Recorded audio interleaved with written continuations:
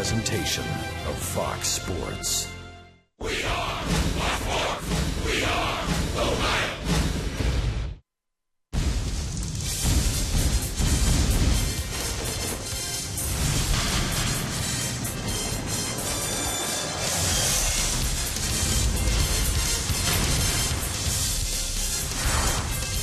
Another glorious weather day in downtown Cincinnati. Temperatures expected to climb close to 80 degrees and another good crowd at Great American Ballpark for the Tampa Bay Rays in a series finale taking on the Cincinnati Reds. And hi again, everybody, alongside Chris Welsh and Jim Day. I'm Tom Brenneman. Welcome as always to Reds Baseball. Now look, we know 3-8 is not the way the Reds wanted this season to begin. There's no debate about that whatsoever. But if you turn back the clock not too far back, Chris, to the National League Championship Series team of 1995, they started the year also at 3-8. Well, it just goes to show you that what you do in April is important, but it doesn't necessarily dictate what you do the rest of the season.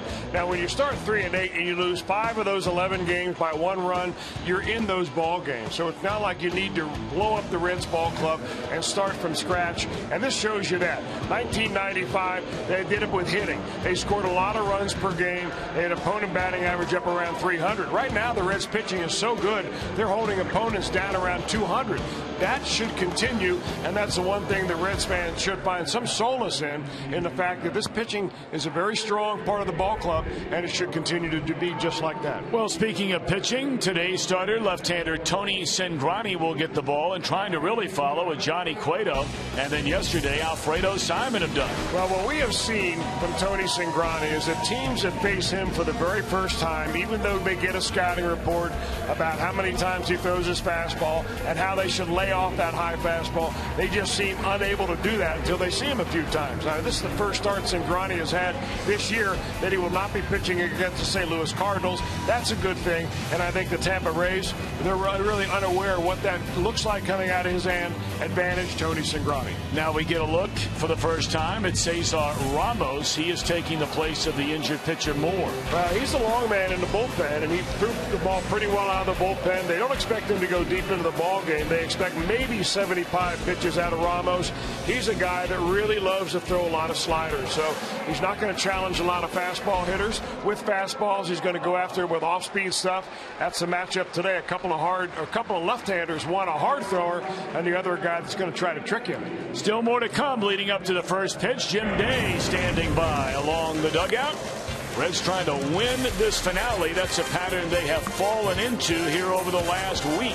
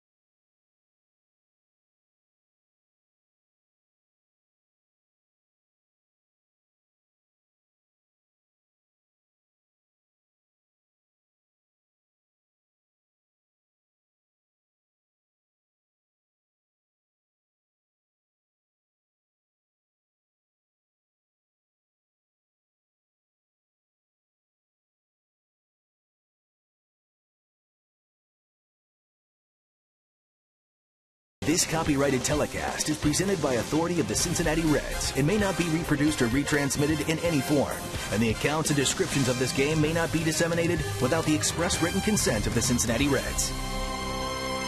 It is going to be another warm one for us. Temperatures at around 77 degrees at first pitch there at 1:10, 79 by the 7th inning, and up to 80. Not going to have quite as much sunshine today, but the breeze is going to be up with that. Gusts up to 30 miles an hour. Might have a little bit of play in the ball there, but hopefully today we can turn one out. Let's go, Reds. No question, it's windy on the field. As we welcome you back to Great American Ballpark, Sunday afternoon tilt. Reds and Tampa Bay coming up. I'm Jim Day on the field, and Brian Price still searching for offense. The big news yesterday was Joey Votto hitting in the 2 slot. Still tinkering with that lineup is Brian Price until he finds something that works. Todd Frazier, for the 12th time in his career, will hit cleanup today. And typically the Reds don't take batting practice on the field for Sunday games, but this morning they took batting practice. We'll see if that has any difference in today's game. Now, the Reds have not won a series yet this season, and they will not win this series, but they have been able to avoid the sweep twice so far this year. At the New York Mets, they won a 2-1 game. That's when Alfredo Simon pitched to Jim, and Manny Parr came up with his first career save, a 2-inning save on that day. And then at the Cardinals, a 4-0 win, and that was Billy Hamilton's 2014 coming out party. Mike Leake, 8 innings pitched, and no-run baseball on that day. So they will try to avoid the sweep today. And with Pittsburgh coming to town, need a little momentum. See if they get it. It's round 3, Rays and Reds. Another tight one, perhaps. Tom and Chris are back with the lineups at first pitch after this.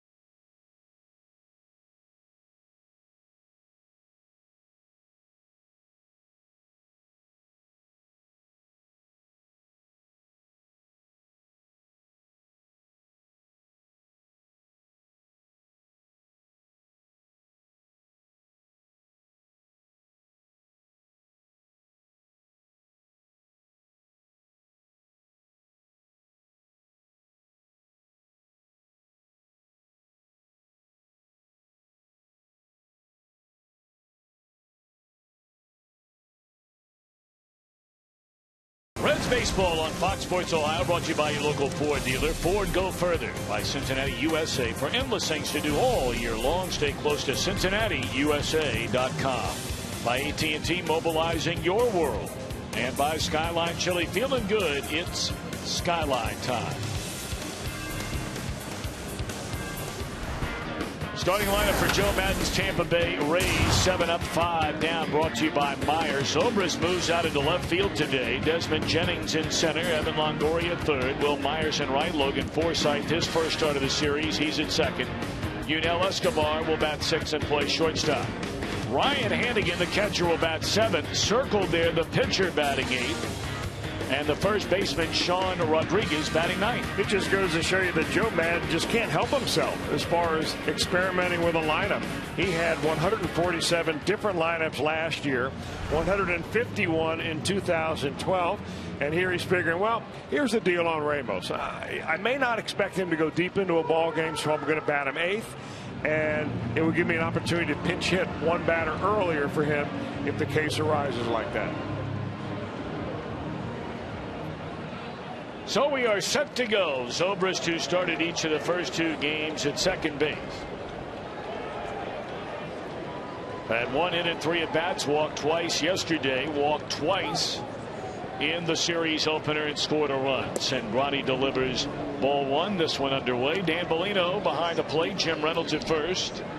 DJ Rayburn the umpire at second. And a big day today for the third base umpire, Tim Wilkie. Working his 4,000th regular season game, and this is his 31st major league year. A native of Michigan. Has worked a pair of all-star games, 8 division series, 7 league championship series, and 4 World Series. Only 14 umpires in a history of Major League Baseball have worked more seasons than Tim Wilkie. And he was recognized for that milestone during pregame introductions today. Good for him.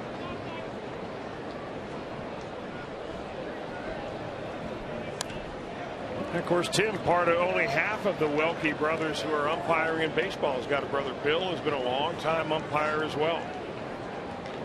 In fact, Tim Welke was the crew chief when Major League Baseball this year opened the schedule in Australia. So he made the trip all the way down to Australia to watch over that first series between the Dodgers and the Arizona Diamondbacks. We had a chance to visit with a number of the folks from the Diamondbacks after they came back. You may remember they went over, they opened the season, they came back, had a couple of days off, and then resumed 4 more spring training games. And well, even though they got it handed to them over there, the Diamondbacks by the Dodgers, everybody apparently had a spectacular experience there in Sydney, Australia. In the air, left field. Playable for Ryan Ludwig, and Zobrist retired. Now, you heard about the wind, and we saw it was a factor yesterday. And Chris, you got to believe it could come into play again today. Well, I was down there behind the Reds watching batting practice today, Tom, and I can tell you that if you get it in the air to left field, especially left center field, I mean, it just takes off. Now, that ball wasn't hit very well at all by Zobrist, but all you've got to do is put a little something on it, get some altitude, and bye-bye baseball. Breaking ball in there, strike 1 to Desmond Jennings. He started the opener, walked twice, scored a run, and came on defensively for the 9th inning in the 1-0 win yesterday. Brandon to his right, 2 gone. Let's take a look at the Reds on defense, presented by Ford. Pretty much the same group we've seen every day throughout this season. Mesoraco is back in there today after Pena got the start yesterday.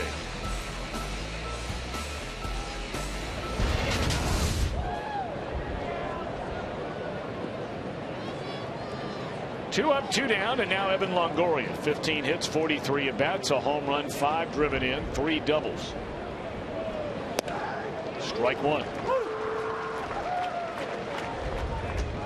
Cingrani spectacular against the St. Louis Cardinals in his first game of the season, and then labored a little bit in his second start, lasting 4 innings, allowing 3 hits. He walked 4 batters.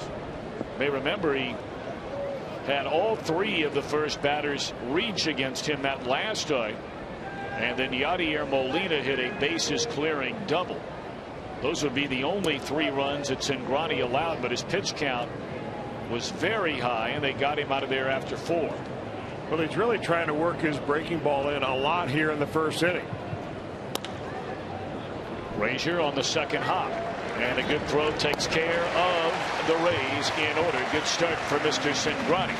Let's see if the Reds bats can come alive against Cesar Ramos.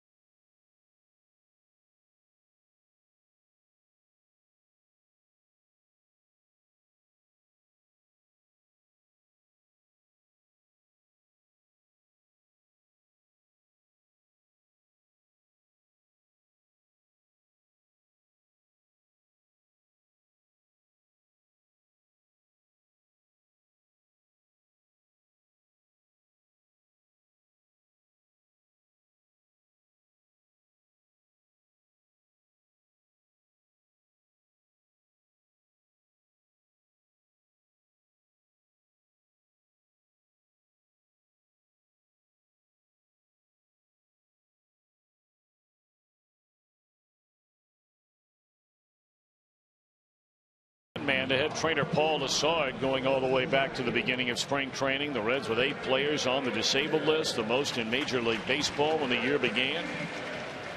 Brian Price's starting lineup presented by Meyer.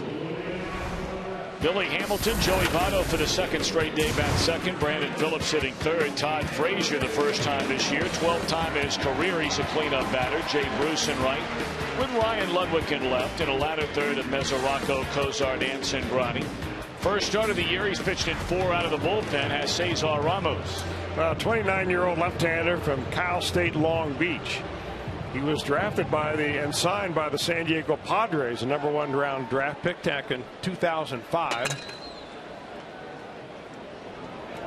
And he's filling in for Matt Moore, the left-hander, the very talented left-hander that won 17 games for the Rays last year. Moore right now being evaluated as to whether he will have Tommy John surgery on his throwing elbow. Billy Hamilton shows bunt, pulls it away, looks at a pitch down low for ball 1. Hamilton 5 hits and 34 at bats to begin this year.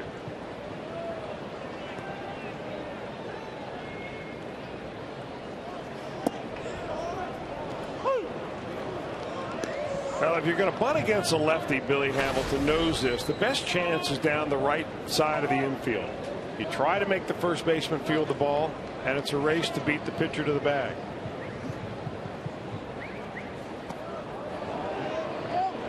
They appeal. He did not go around. 2 balls and a strike to Billy Hamilton. You'll see a lot of those pitches out of Ramos. A lot of sliders, a lot of change-ups.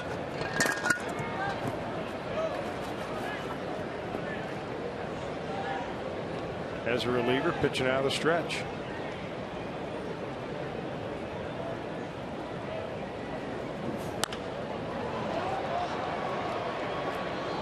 In the air to short right field, and that's an easy play for Will Myers. 1 away. Take a look at Tampa Bay on defense. A very good defensive team, among the best in baseball. Jennings can really go get it in center. Joe Madden has challenged Will Myers to win a Gold Glove in right. And Zobrist down in left field. Forsythe gets a nod at second base. And Sean Rodriguez for James Loney over at first base today.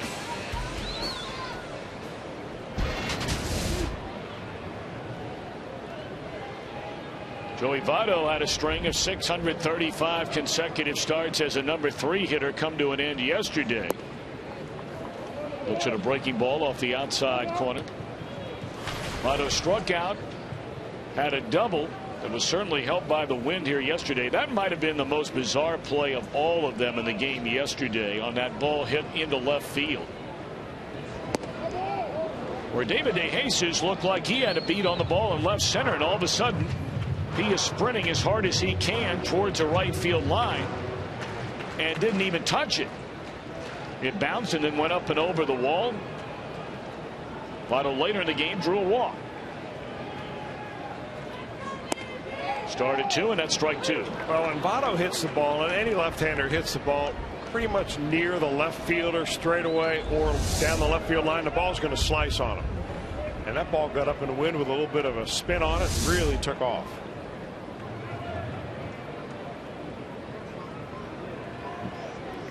One and 2 to Votto, and Ramos coming to the plate. 2-strike swing there to stay alive. Yeah, 2-strike swing, a little choke-up action on that bat right away for Joey Votto. I mean, he's in protection mode, obviously.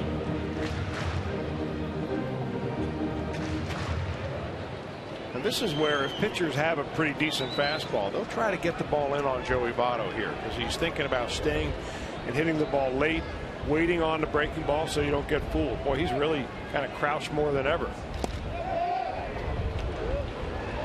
Ramos looking for that same pitch. He got called with 1 strike in the at bat for the 2nd strike in the at bat, and doesn't get it for strike 3. When you throw that pitch right there, you know as a pitcher that you have just defined the outer part of the strike zone for the hitter and the umpire.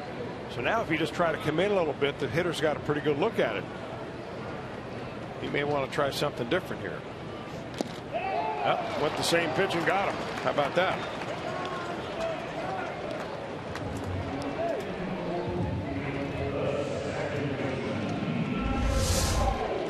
It's a slider, back-to-back sliders for Cesar Ramos.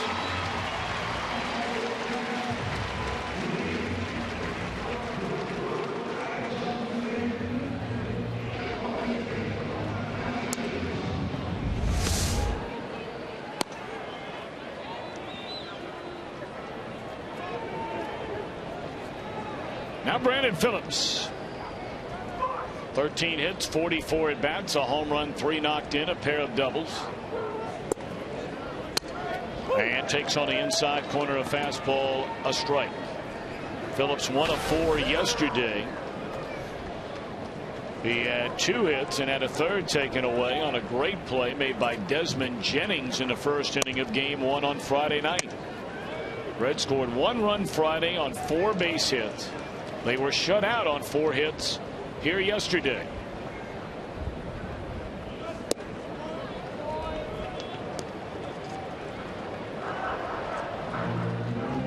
And for a team which scored the 3rd most runs among all teams in the National League a year ago, in 8 of the first 11 games this year, they have scored 3 runs or fewer.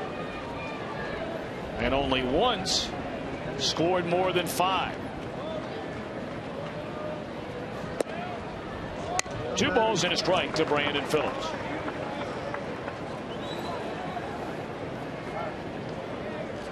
Pirates will come rolling into town, and tickets are available beginning tomorrow.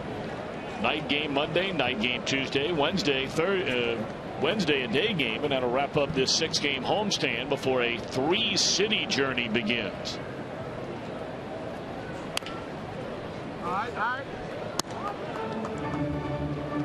That Brewers team has come racing out of the gate. They lost 2 of their first 3. They have not lost since. Beat the Pirates again last night. Their 8th consecutive win.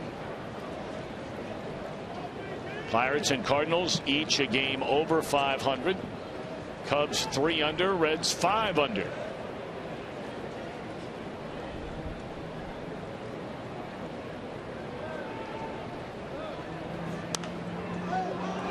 That went into foul ground and playable for the first baseman Rodriguez, and the Reds are gone in order to begin the first inning. No score at the end of 1.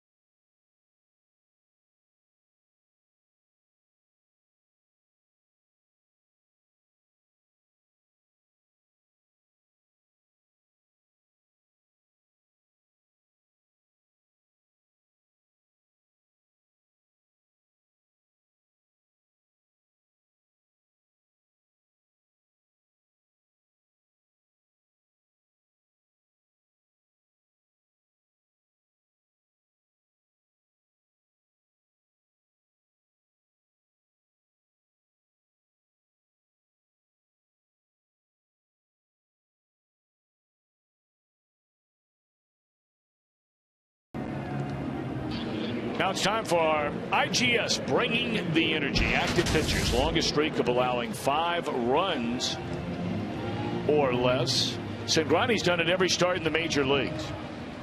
Every one of them. Clayton Kershaw went a run of 15 straight, and then you see under double digits thereafter, including some of the biggest names in the game, Hernandez and Verlander. Well, what a list that is. Well, I mean, this is a list of aces of the staff. I mean, stoppers. And there really aren't all that many in Major League Baseball. So if you ask yourself about the future or the, you know, the ceiling for Tony Cingrani, I mean, just based on that, the guy is as tough to hit as any one of those guys have been in the best streaks of their career. And as we've talked about, in each of his first 2 starts, and now here in the third. It's not only allowing 5 runs, which he has never done. Tony Cingrani has never allowed more than 5 hits in a start. And again, that spans 20 consecutive starts. That has not been done by any other major league pitcher in over 100 years. It's amazing. That one in the air. Now, does the wind have anything to say? Wasn't hit well enough. And Ludwig right at the base of the warning track, retiring Will Myers. It sure sounded good coming off the bat, but I think the trajectory was straight up in the air.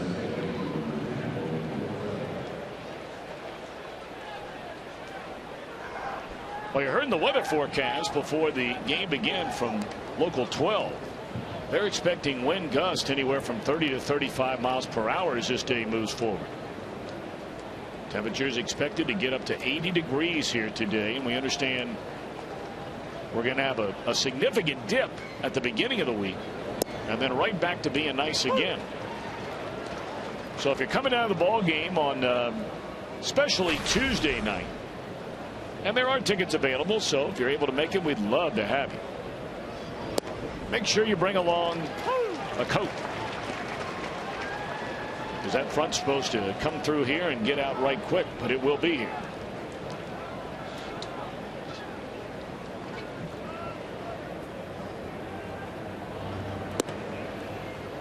One and two on Logan Forsythe. He came off the bench in the 8th inning yesterday against Alfredo Simon and hammered one off the wall in right field for a double. When this guy stays healthy, he can swing the bat a little bit, but he's not going to hit that pitch, and he didn't like the call by Dan Bellino. That's gas on the inside corner. Looks like Tony's warming up a little bit. That's a nice fluid motion right there. Paints the inside black. When you have a batter backing away like that on a strike, you've got deception. You got him exactly where you want him.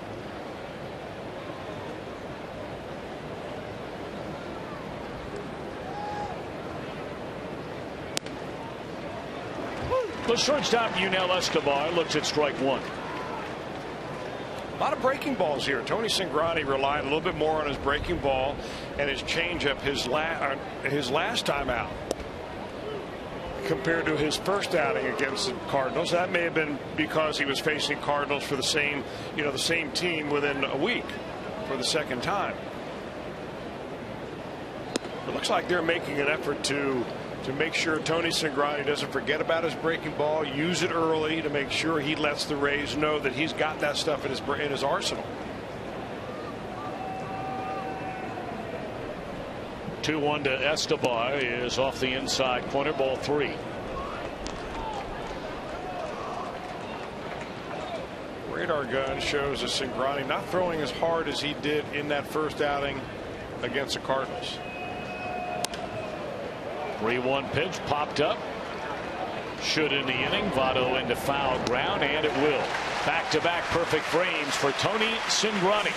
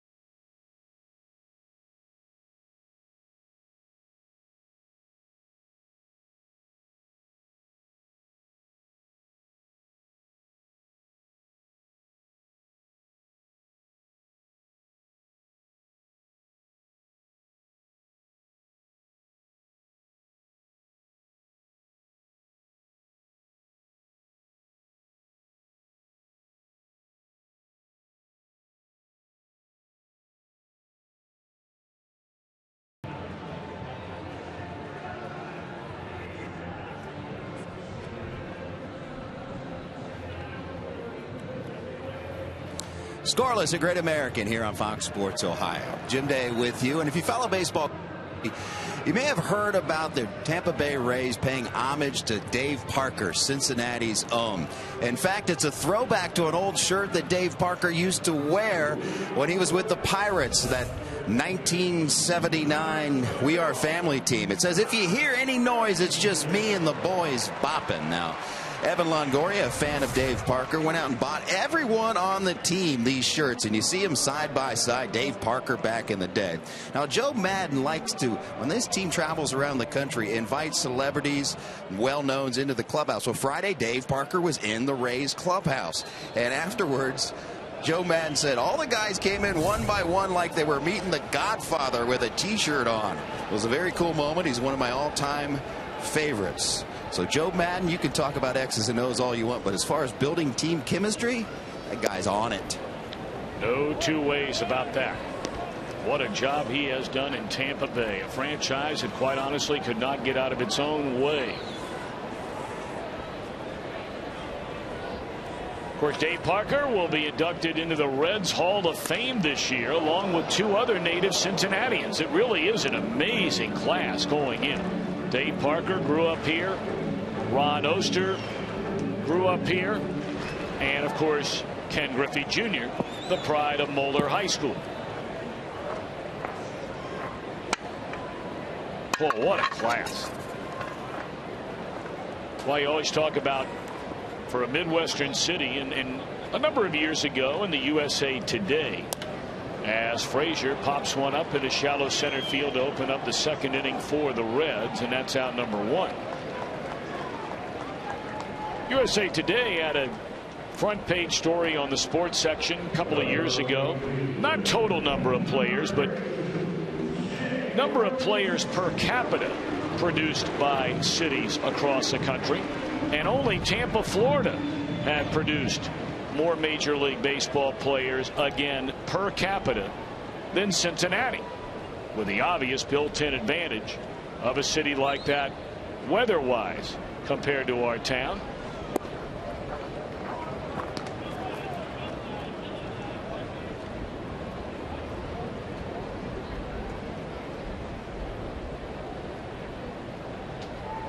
Jay Bruce, 6 hits, 38 at bats, 2 home runs, 8 runs batted in. And once more, another team, another at bat, another shift employed defensively when Jay Bruce steps into the left-handed batter's box.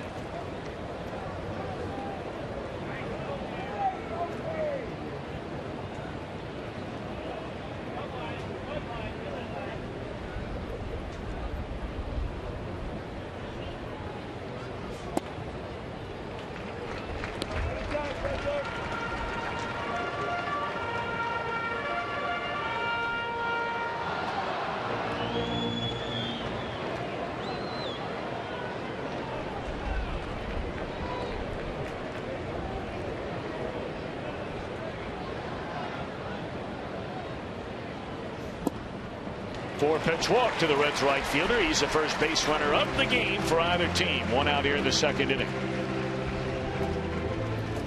Tom, you bring up the talk about Dave Parker and, of course, Ken Griffey Jr. And Ronnie Oster, the guys going into the Reds Hall of Fame. It would be a great weekend, but there's a book out that was just published called The Local Boys, Hometown Players for the Cincinnati Reds by Joe and Jack Heffron.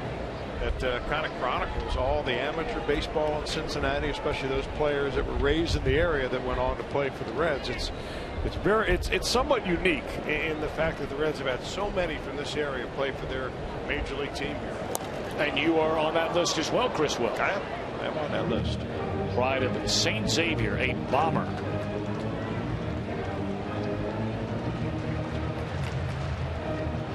And of course, that higher education at the University of South Florida, and then here to the big leagues, where you eventually had a chance to play for your hometown team. Did I hear you? No, you didn't. I just like ribbing you, and when I look at you, I start laughing about it. You know that. That's no ill intent. You mean when you look at me and say higher education in the same sentence? No. That's a nice play. I had one of my most vivid memories as a college student on your campus at the University of South Florida, which I will never forget as long as I live, when the Ohio University Bobcats in the opening round of the NCAA tournament won a game in that building on a last-second shot. That was a cool building you had there on campus. The Sundome. Yeah, Sundome. Then they played Kentucky in the next round, and they were up by 4 at halftime, and it went ugly in a hurry. But for that one moment, that one shining moment, Robert Tatum hits a shot at the buzzer in the Sundome, and the Bobcat Nation celebrated. It's funny what you remember. Yes.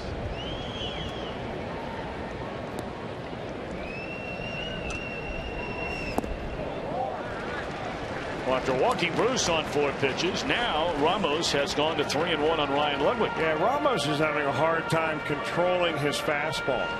I mean, his slider is his go-to pitch. Even with a right-hander up there, he likes to sink it down and in, really get ahead with the fastball, and then throw that slider right down at the back foot of the right-handed hitter. Right now, he's more worried about finding the strike zone right here. Good hitting spot here for Ludwig. Back-to-back walks.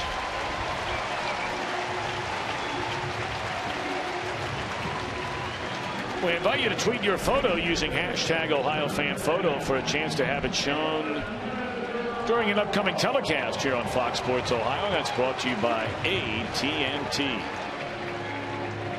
Ryan Hannigan out to the mound. The entire infield visiting Ramos on the mound after consecutive walks.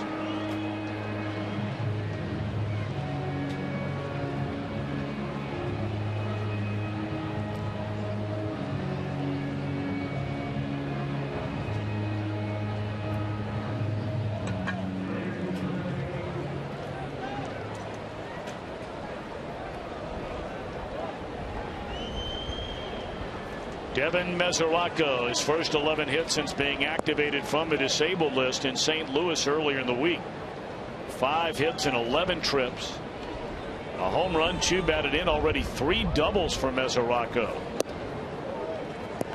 He shares the team lead with guys who are knocking on the door of 40 at bats, and Mesoraco has 11 of them. And now Jim Hickey, after ball 1, says, my turn. They can see this inning getting out of hand, and right now the Rays have been very good, obviously, pitching in this series. They've made low-run games hold up, including the 1-0 game yesterday, and they realize that, you know, you start getting into a slugfest, and I think that once this Reds offense that has been really not very good so far, once it gets rolling right along, it might be hard to stop. So if you're asking Jim Hickey what he said, he probably went out there and said, hey, you need to throw strikes, but not necessarily fastballs down the middle. He missed first pitch slider with Mesoraco. I think he may just come right back with the same pitch, because Mesoraco right here ought to be looking dead red all the way. Bruce and Ludwig aboard with 1 out here in the last of the 2nd inning.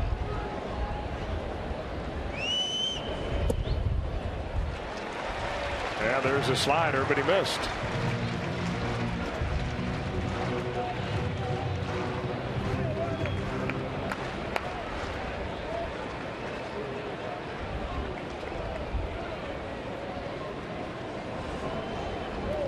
Two balls and no strikes on Devin Mesoraco.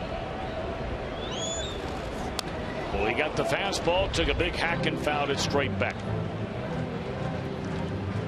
Well, Reds catchers have certainly carried their weight from an offensive standpoint, whether it's Pena, Tucker Barnhart, and now Mesoraco active, are steel tool power performers, the Reds catchers.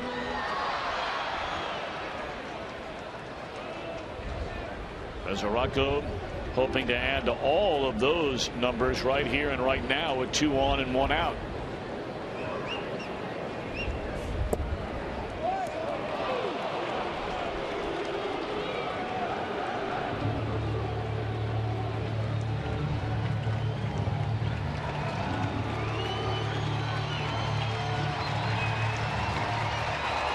Another big crowd on hand here today, at up over 35,000 yesterday. And knocking on the door, that number once more today. 2 on, 1 out, 2-2 pitch on the way. Dribbled foul. Nationals in Atlanta underway. Only bring that up because as great as the Reds pitching has been, as great as the Rays pitching has been, no one is pitching like the Atlanta Braves are pitching this side of Milwaukee. Atlanta with a team ERA of 2.4, second only to the Brewers, whose ERA is under 2. 3-2 now on Mesoraco. Now this appears, Tom, and I'm not sure how it's going to play out over the rest of the season, but this appears like this will be a follow-up to last year, which a lot of people called the year of the pitcher. Strikeouts up last year, runs overall down. You know, pitchers are just coming out throwing harder, and right now they've been dominating the early part of this season.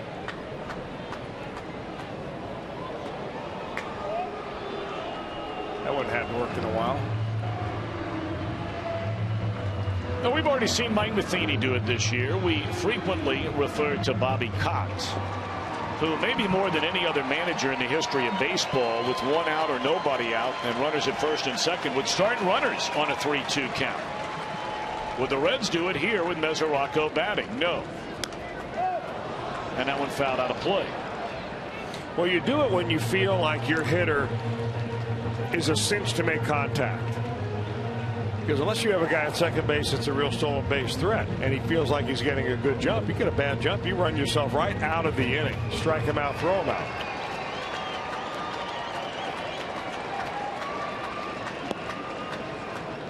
And not much of a lead at second base with Jay Bruce.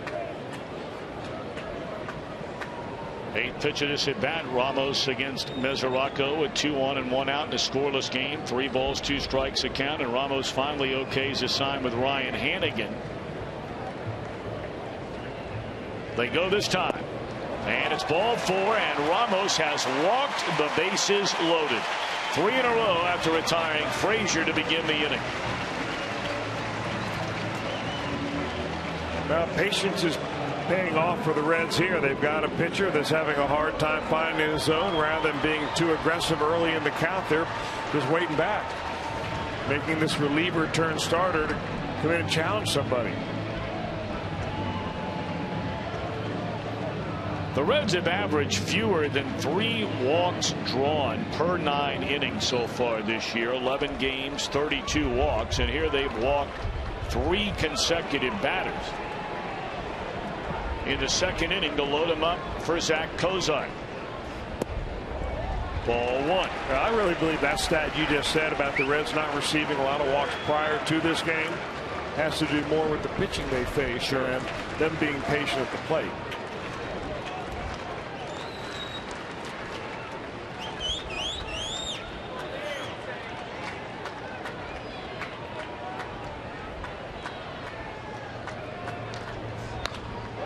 Hold foul, 1-1 to Kozar.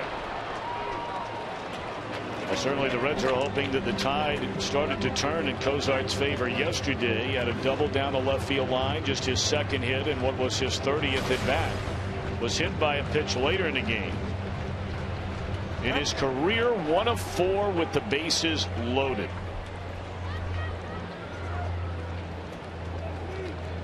That is this year, 1 of 4 with the bases loaded. That ball's driven a long way into right center field, and that'll get up against the wall, and it bounces over the wall. But the way the things have been going, you're not even going to call that a bad break. You'll take the 2-run double all day, every day.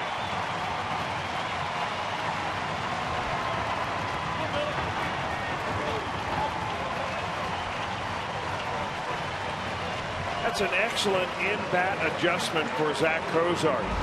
The previous pitch he hooked very far foul, but he told himself, I'm going to stay behind this ball. I'm going to make sure that I don't jump out at it too quickly. And he did that, and boy, he drove it in his gap, which is right center field, a long way right there. So things beginning to pick a little bit up. A lot for Zach Kozar and a little bit for this Reds team. Now you got a pretty good hitting pitcher up there in Sengrani. Infield in, runners at second and third with 1 out. 2-0 Reds. Ball 1.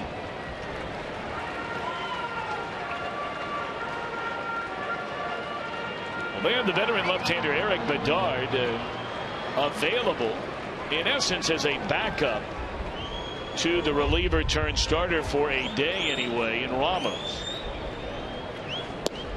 And it may not be long before we see him begin to get loose.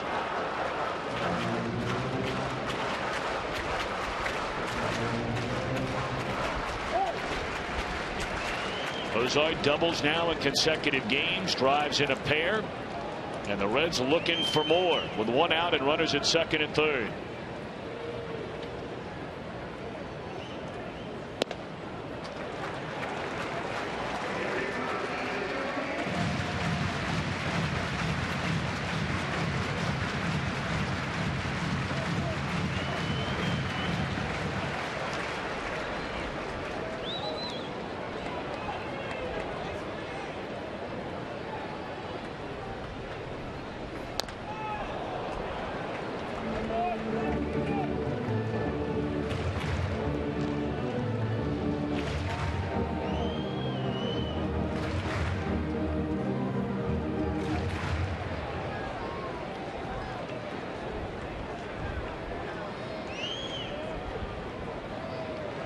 Longoria, Escobar, Forsythe, Rodriguez all drawn in.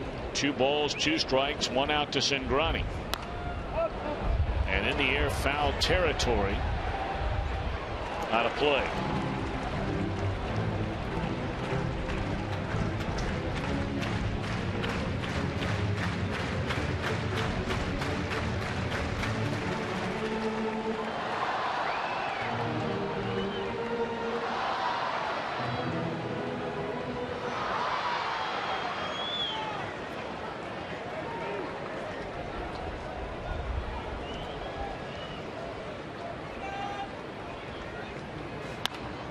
On the ground, runner coming to the plate. Here comes a throw to the plate, and Mesoraco tagged out. And Cingrani is now standing between first and second. Must have forgotten how many outs there were. Throw to the plate, and back-to-back runners are thrown out at home plate.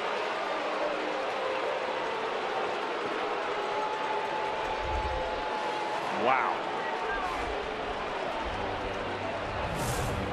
It was not a good base running day yesterday, and even with 2 runs in this inning,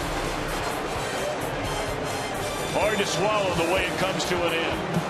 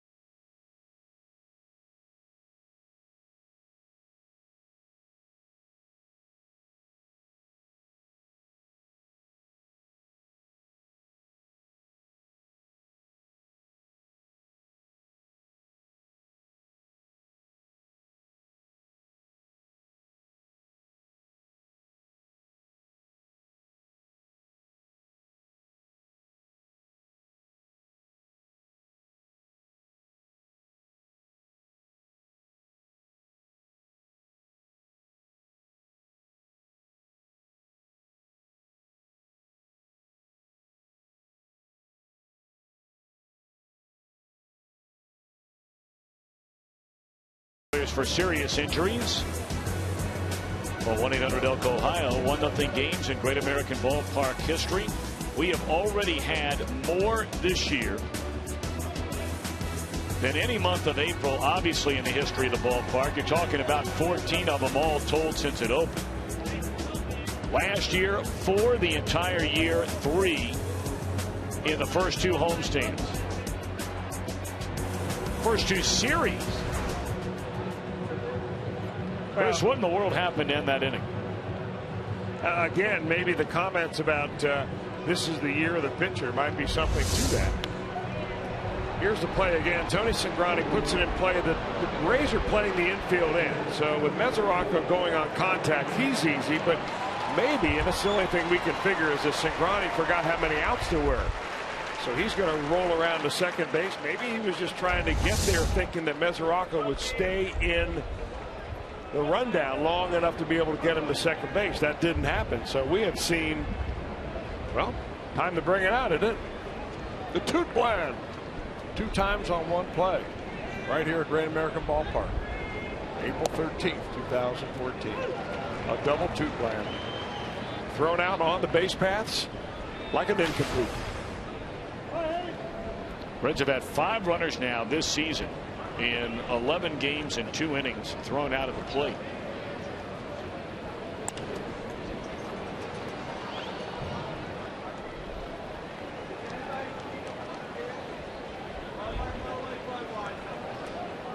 So Hannigan leads things off. He'll be followed by the pitcher Ramos, who's batting in the number 8 hole, and then the 9th batter, the first baseman Sean Rodriguez. Reds with a 2-0 lead here in the 3rd.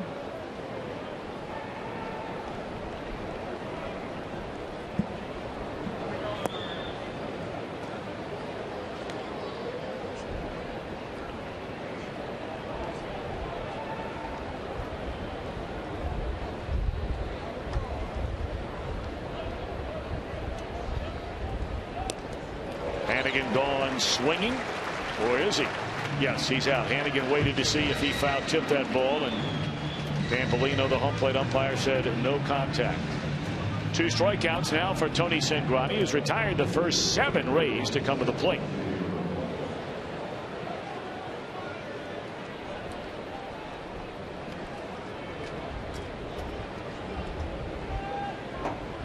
I'm sure we've seen it from more than just one other manager, and of course the first one that would come to mind would be Tony La Russa. Maybe Reds opponenting manager has batted the pitcher 8th before. I don't recall off the top of my head, Chris, but we're seeing it again today by Joe Maddon.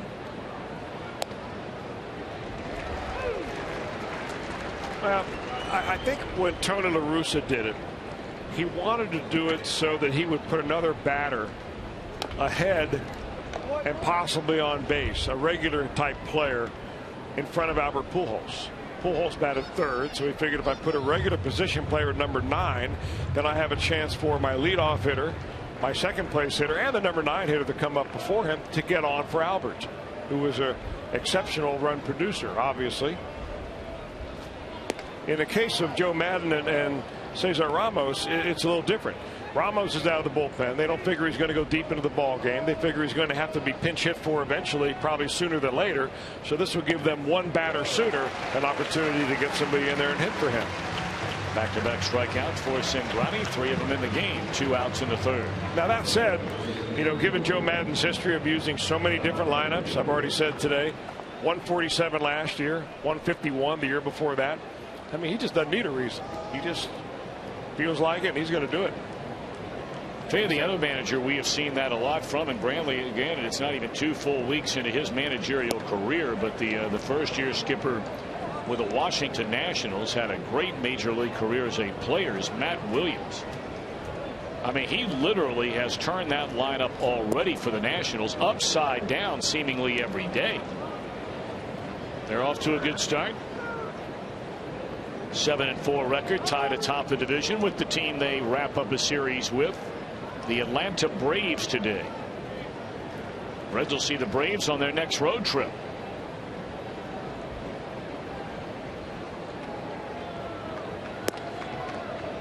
(3-0) to the left fielder to the first baseman, I beg your pardon, batting in the 9th spot, Sean Rodriguez. 2 hits and 10 at bats, a home run, 4 driven in. And there's a 4-pitch walk.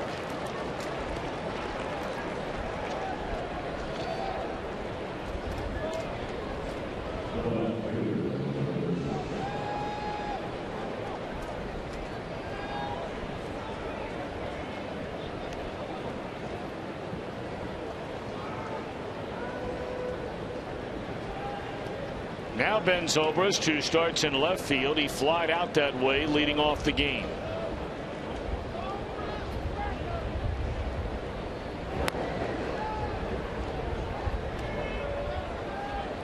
Cingrani last year, you may recall, led the staff with 6 pickoffs. He had 4 in spring training this year and already has 1 during the regular season when he picked off the Cardinals' Matt Adams. 0-1 on Ben Zobrist.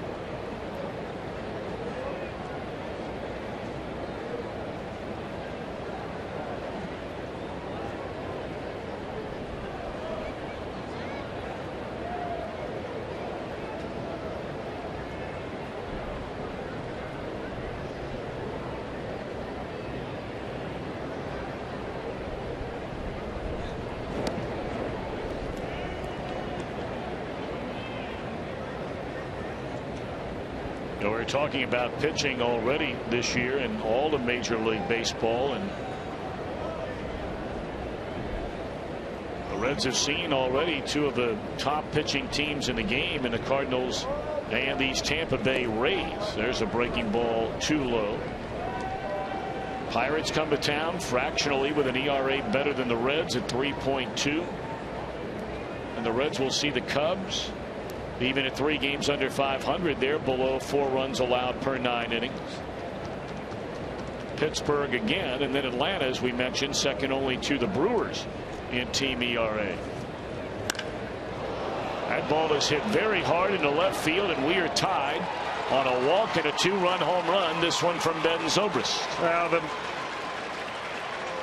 the error on the base pass seemed to suck some of the energy and some of the momentum out of this ball game, and this really takes care of that. So you start at square one right here after Ben Zobrist gets just his 2nd hit with runners on base all year long.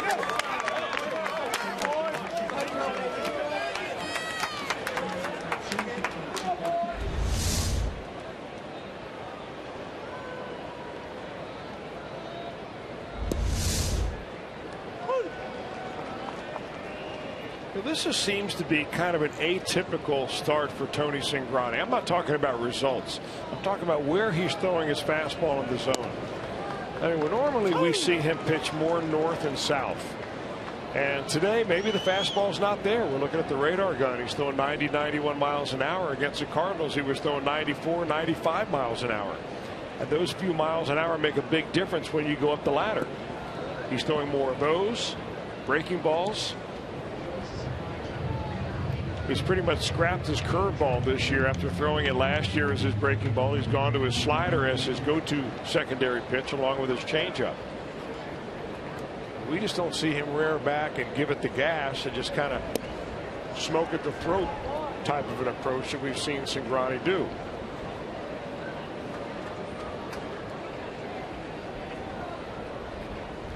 Tony retired the first 8 batters of the game, and then all of a sudden, just inexplicably, could not find the strike zone. He walked the number 9 batter, Rodriguez, here in the inning on 4 pitches. Fell behind Zobrist, and he hammers one to the seats in left center field, and just like that, we're tied at 2. Frazier across the diamond, and that's all. The 2-run home run by the Tampa Bay left fielder has tied this game at 2 after 2.5.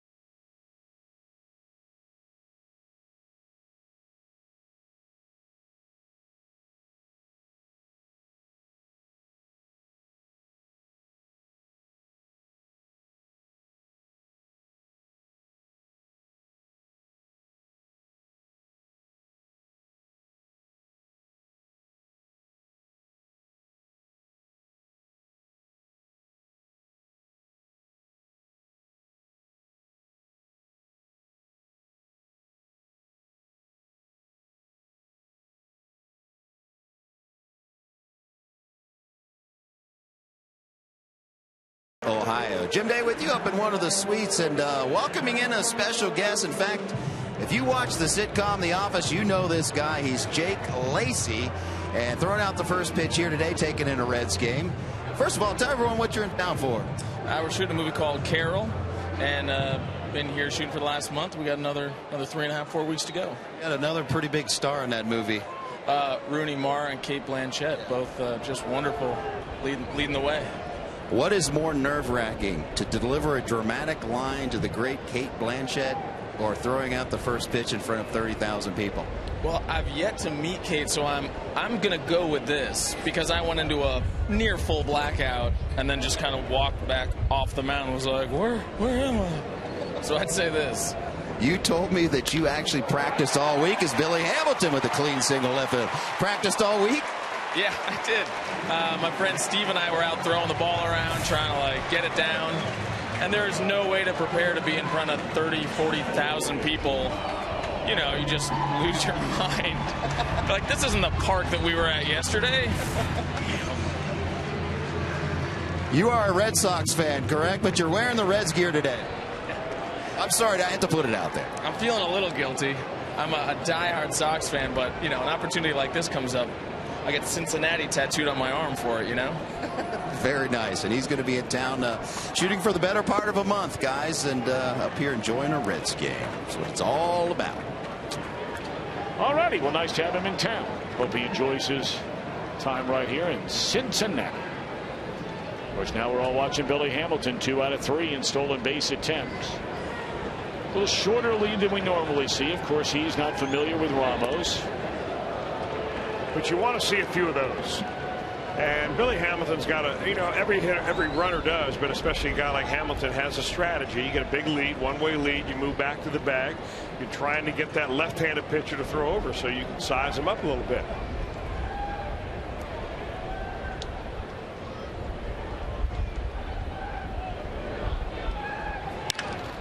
That ball clobbered into deep right center field. Long gone for Joey Votto.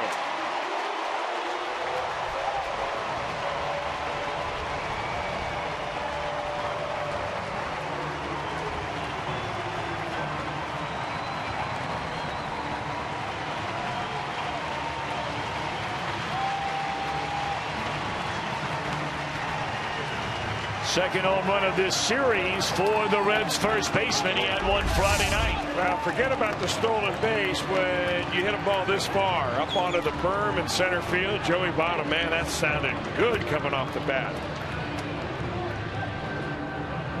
And interesting, really, that was a fastball from Cesar Ramos.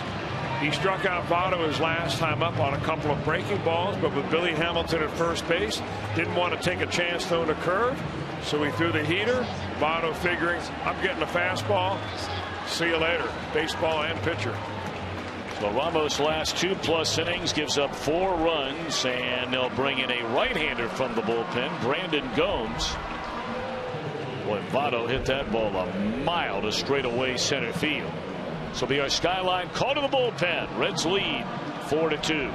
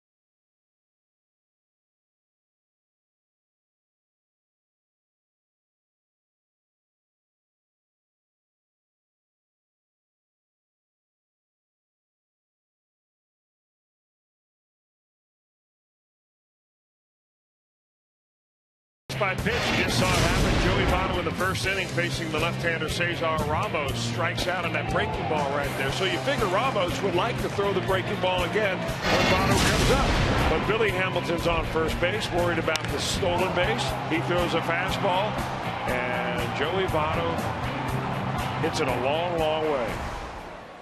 That was the Billy Hamilton effect right there, and the Reds put 2 more on the board. A new pitcher on the mound is Brandon Gomes.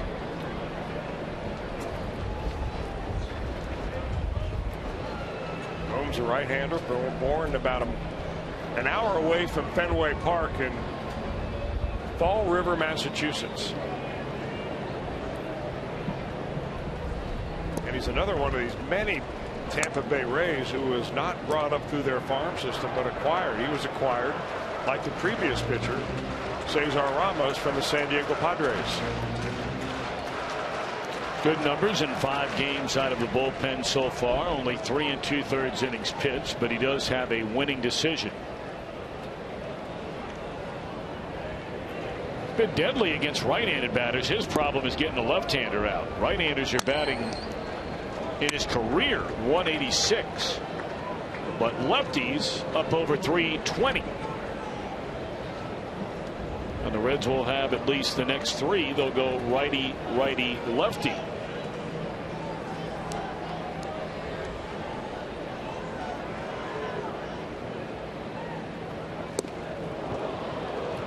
Two-0 breaking ball had Phillips nearly spinning himself on the ground.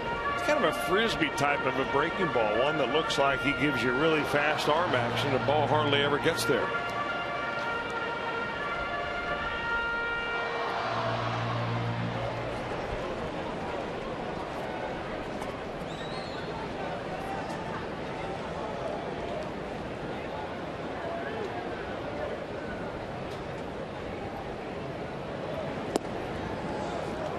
Two and two.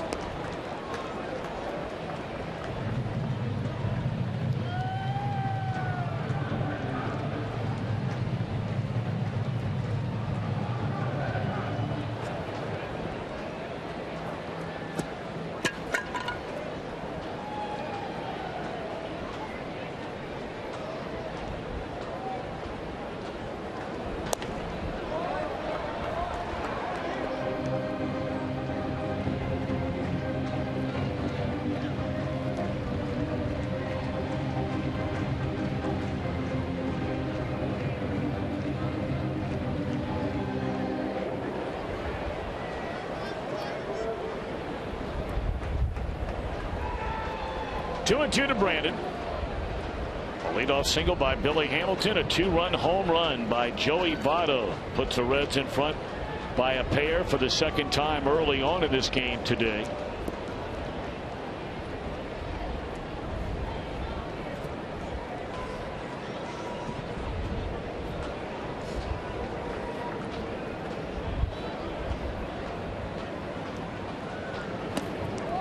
Ball 3.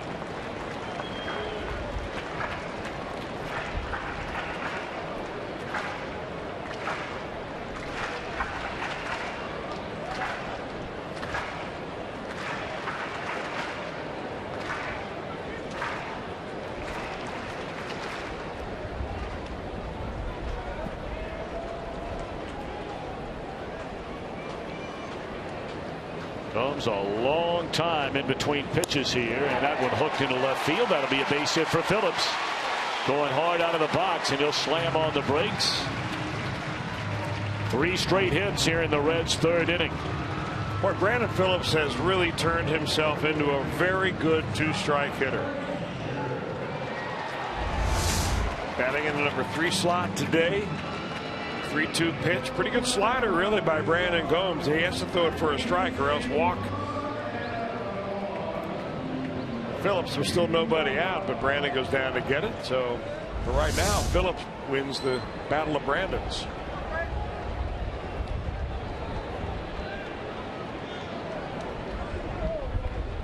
Well, I tell you what, you can't slip anything past Chris Welsh. A battle of the Brandons.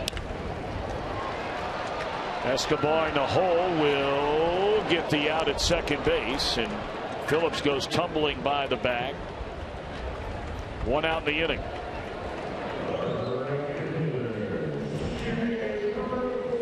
Right now at FoxSportsOhio.com, who's faster, Billy Hamilton or Deion Sanders? We've got the answer with video to prove it.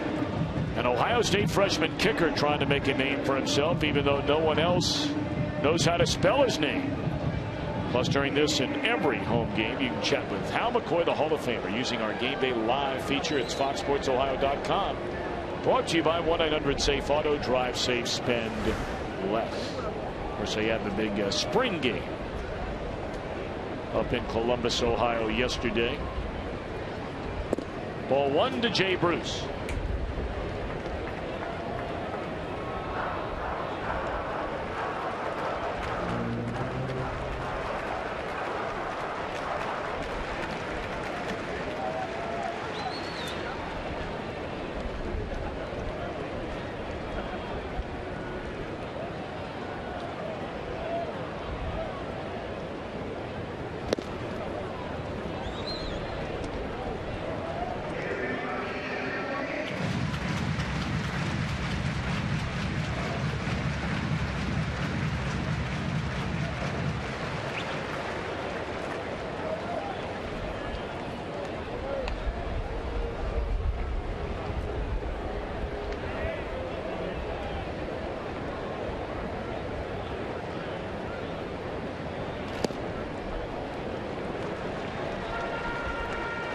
Brandon Gomes, like his predecessor Cesar Ramos, having a hard time locating the strike zone.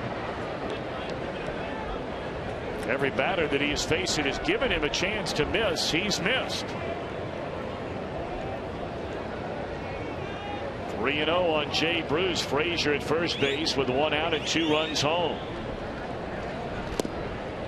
3 balls and a strike.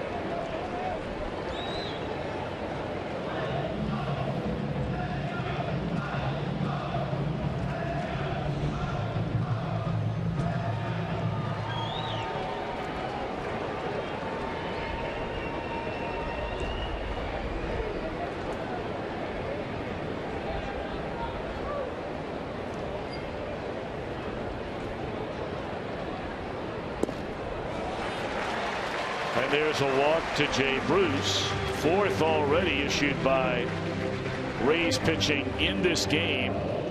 They did not walk a batter yesterday. Their starter David Price went 8 1/3 innings, walking only 1 here on Friday night. Of course, Balfour followed him and walked the bases loaded. Now, the Reds have certainly been given opportunities in each one of these ball games, although none quite as opportune as this game today when they've received so many walks. 3 last inning, as you said, and 1 already in this inning. Ryan Ludwig walked and scored in the 2-run second inning. The Rays tied the game in the top of the 3rd, but a Joey Votto 2-run home run breaks the tie here in the bottom of the inning, and it's strike 1 on Ludwig. Yeah, he keeps going back with that pitch down and away. I don't think that was a fastball. It was more of a cutter. You want to call that a cut fastball, yeah, but I mean, he's not challenging anybody with that fastball that normally is around 91, 92. He likes his slider. Gomes was on the DL last year a lot. In fact, he was on the 60-day DL with a lat strain. That's the same problem that Johnny Cueto was sidelined on and off nearly the entire season.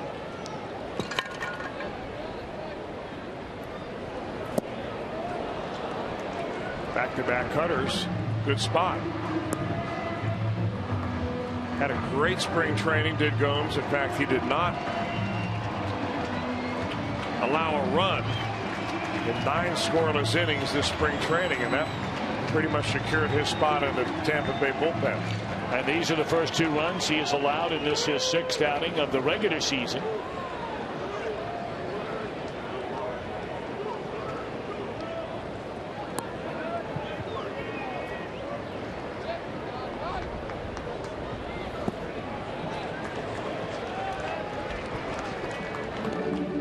And I beg your pardon, of course, a home run was given up by Ramos, so not yet anyway for Gomes. Reds have 2 on with 1 out. He's allowed a single, got a force out, and issued a walk. And now 1 and 2 on Ryan Ludwig. I like that optimism, though. That's just called vapor lock. Nothing about half full or half empty. Just dumb. D-U-M. Dumb. Gone swinging Ludwig for the second out of the inning.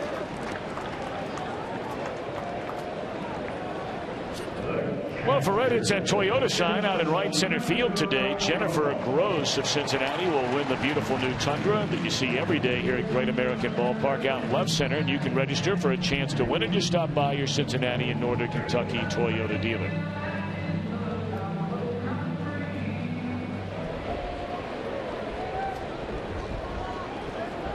Mesoraco walked his first time up. He bats with 2 on and 2 out.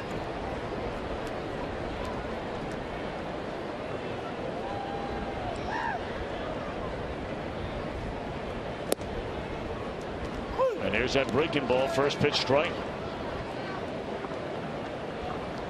Underway in the bottom of the first inning. Pirates at Milwaukee. Likewise for the Cubbies in St. Louis. We'll see those Pirates here tomorrow night. Opening game of a 3-game series. 7:10 first pitch. We'll have it, of course, for you right here on Fox Sports Ohio. With Reds Live getting underway at 6:30. 0-2 count on Mesoraco. Wandy Rodriguez, left-handed. Off to a slow start this year against another pitcher off to a slow start this year. The Reds right-hander Homer Bailey. Boy, interesting because it'll be a matchup of 2 pitchers that even off to a slow start have each dominated the teams that they're pitching against. Wandy Rodriguez has always seemed to pitch well against the Reds when he was an Astro. And of course Homer Bailey always deals well against the Pirates.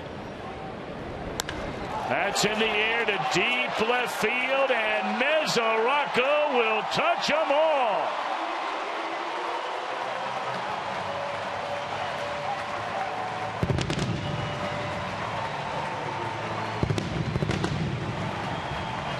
Tell you what, Chris, that's a guy they might want to think about moving up in the batting order a little bit, the way he's swinging the bat. He came right out of the DL swinging the bat, had a couple of doubles in his first game. That was in New York, and I'll tell you what, Devin Mesoraco, is he some kind of strong or what?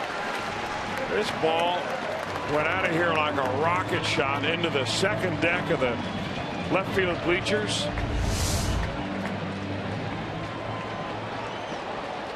Man, that had to feel good. Mesoraco has a total of 12 at-bats, and he leads the team, or is tied for the team lead, in doubles, home runs, and now second only to Jay Bruce in runs batted in. It's a guy the Reds have envisioned after his professional career got off to a slow start.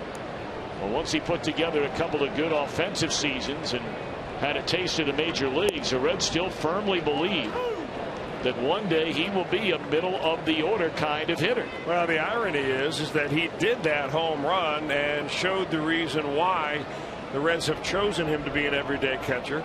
Just a couple of feet away from the guy that they dealt away in Ryan Hanigan, who had been the everyday catcher prior to Mesoraco coming on the scene. And now Cozart bangs one into center field. My, oh my, just to have 1 or 2 of these over the last couple of nights. And Cozart has as many hits and 2 at-bats today as he had in his first 31 trips to the plate all year. So maybe yesterday did indeed turn him in the proper direction.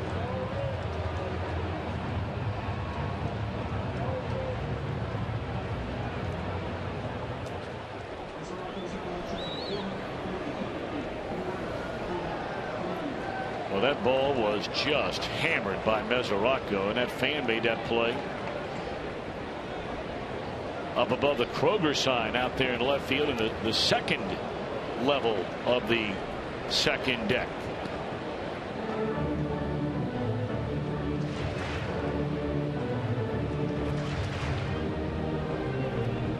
A 5-run third after a 2-run second, and the Reds lead 7-2.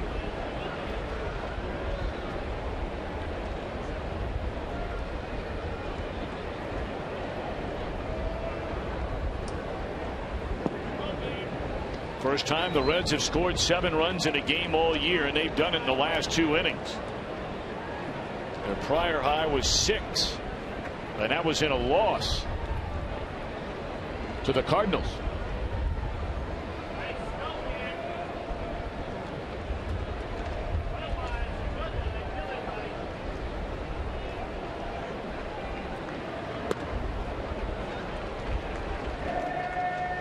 You had to figure if you're Joe Madden, you're sitting around and you're thinking, man, we have made very little offense hold up to win the first 2 games of the series. And normally when a team is shut down offensively the way the Reds have been, you know they're better offensively than what they've shown. And when they come out of it, you come out of it in a big way.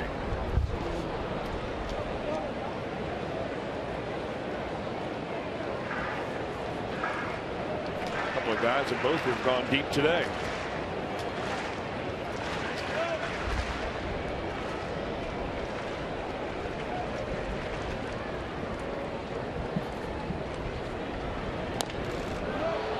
Not going to be an easy play for Longoria. And Cingrani beat it out. We've seen before Cingrani can fly. Long legs, long strides, and he can scoot up the line. That's already his second infield hit this year. He faked a bunt early on, fouled it off, and Longoria came charging in hard and kind of smiling at Cingrani, thinking, you're going to bunt on me? Well, this was a swinging bunt variety. Longoria's got a long way to come. He has to field it with his glove and then transfer. He does that because the ball was hit and still bouncing. That would have been very difficult just to barehand. Cingrani now has 9 career hits. 7 of the 9 have been infield hits. Wow. Of course, you may remember that's how he was injured last year. On a little roller like that he was busting up the line and then slammed into the bag with his foot, jarred his back, and that's when he injured the back. Hamilton batting for the second time in the inning, and that's all but a big inning. Couple of long ones. Votto with a man aboard. Mesoraco with 2 aboard in a 5-run third and a 5-run lead.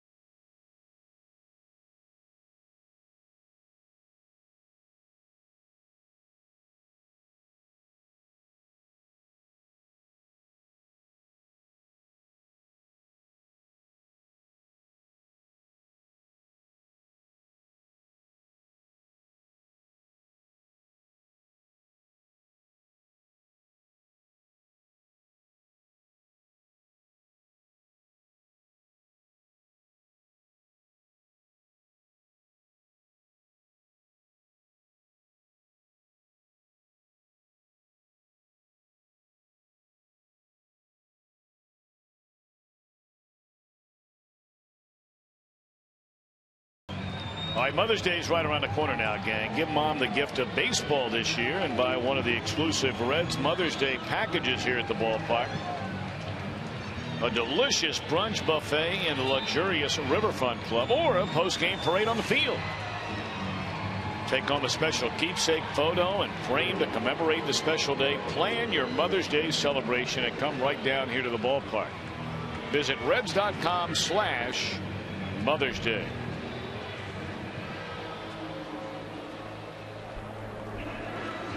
Votto and Mesoraco flexing their muscles in the Reds' third inning, and now it all sits on the left arm of Tony Cingrani. He's been spotted a 5-run lead as the Rays come to bat here in the 4th inning.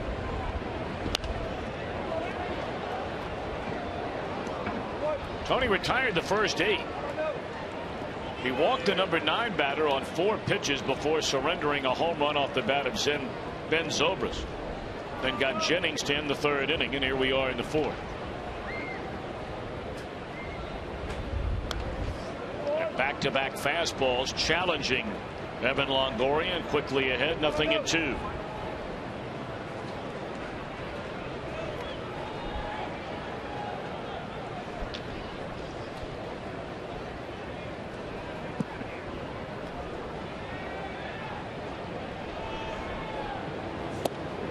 That's good morning, good afternoon, and good night.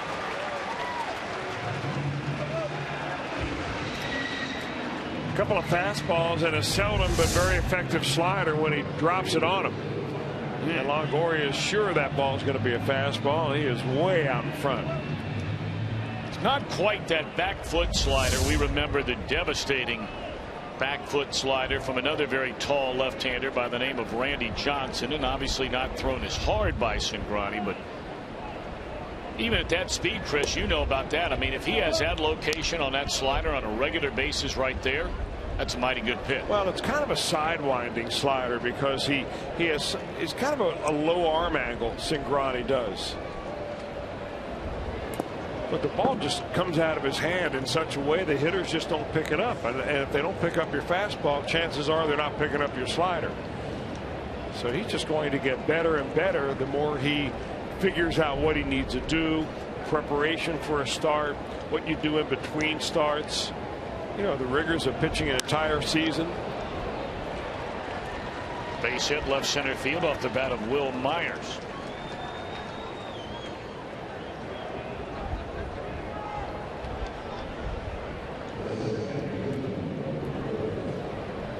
Rays are pretty excited about Will Myers. You can understand why. Very young, already has won the Rookie of the Year award. That was last year.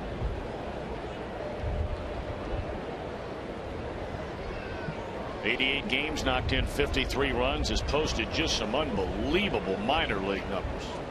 109 runs batted in 1 year last year between the minors and the majors. He knocked in 110 runs. You don't see many minor leaguers anymore knocking in over 100. This guy's already done it twice.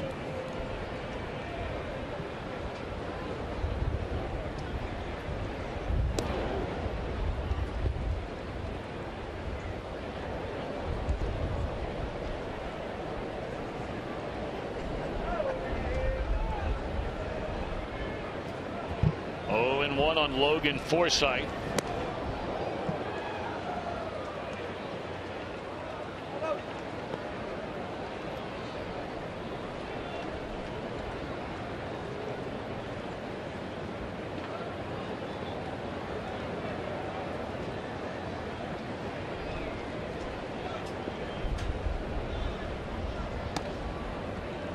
High and tight, 2 in a row, 2 balls and a strike.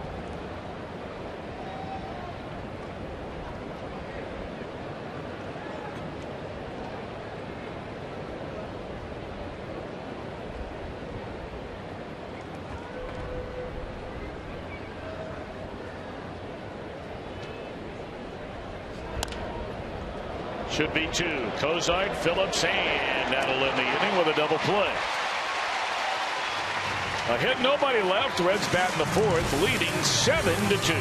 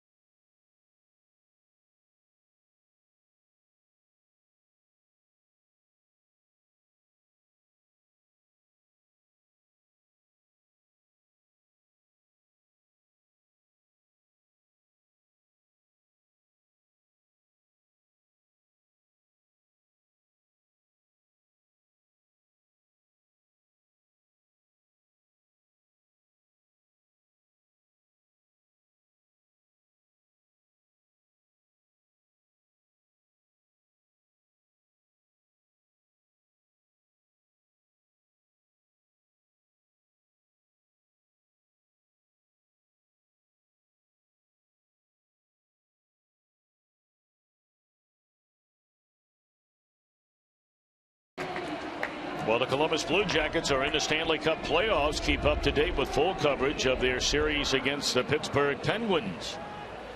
It's all at foxsportsohio.com for the most up-to-date programming schedule as to when they'll be playing. And the Fan Express to Reds country back and rolling right along. Better make sure you get your group on board. Those reservations will sell out soon. Call the Reds Group Sales at 513-765-7600. 1 inning, 3 runs allowed for Gomes in relief of Ramos, who gave up 4 in 2+ innings. And the Reds will bat in the bottom of the 4th inning, leading 7-2. Chris, against a new pitcher. Yeah, left-hander Jeff Beliveau. If you're a Cubs fan, you may remember him. He had a cup of coffee with the Cubs back in 2012. He was originally drafted by the Cubs. That was in 2008 draft, and then selected off waivers by the Texas Rangers, and it was from the Rangers that the Rays bought his contract last April. So he comes into this ball game having pitched in only one inning in one game.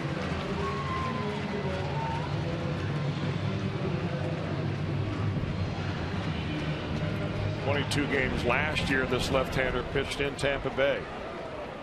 I make it 1 game last year. He was in 22 games with the Cubs the year before.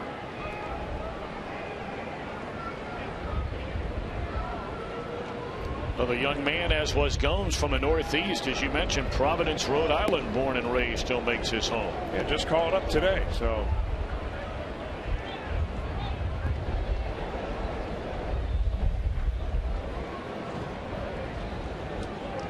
Joey Votto, 1 of 2, struck out and hit a long 2-run home run to the berm in deep right center field his last time up. Started 2, laid off. 2-0 to Votto, to be followed by Phillips and then Frazier. Hamilton a hit, Votto a hit, Phillips a hit. Couple of walks, couple of runs scored by Jay Bruce. 3-run home run by Mesoraco. Cozart 2 out of 2. Cingrani has a hit.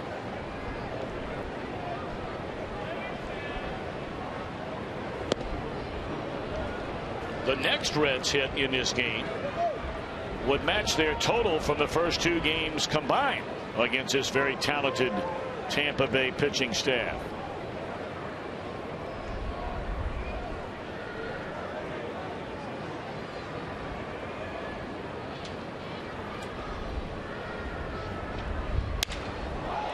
In the air, short left field, 1 out. Sounded like he broke his back.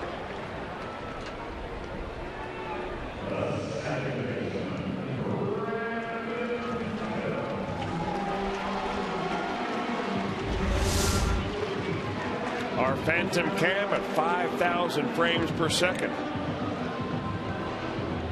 If he didn't break it, he sure vibrated it.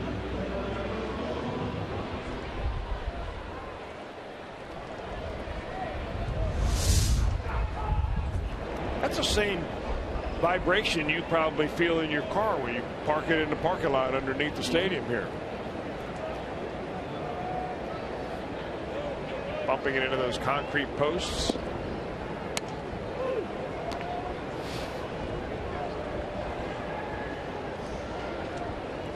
I wouldn't be the first guy. No. Certainly not the last.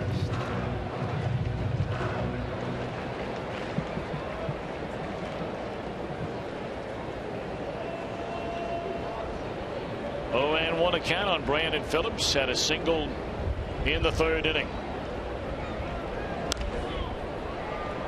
See if the wind will bring this back at all. And room over there for the first baseman. 2 away in the inning.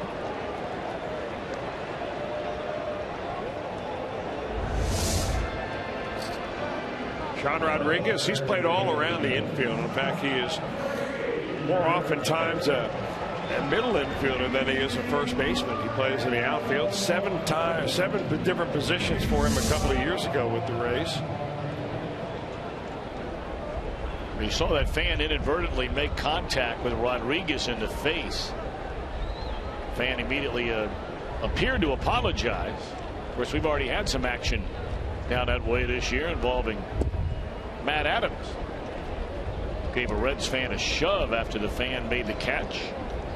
But that time, the fan pulled away immediately. Rodriguez still shaking his head over there.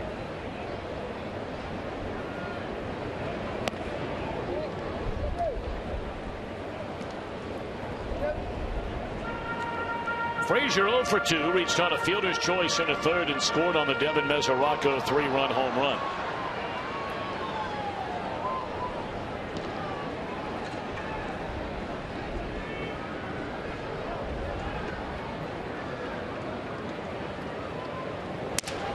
Broken bat liner back to the mound, and that's all for the Reds. They go in order against Bellevue.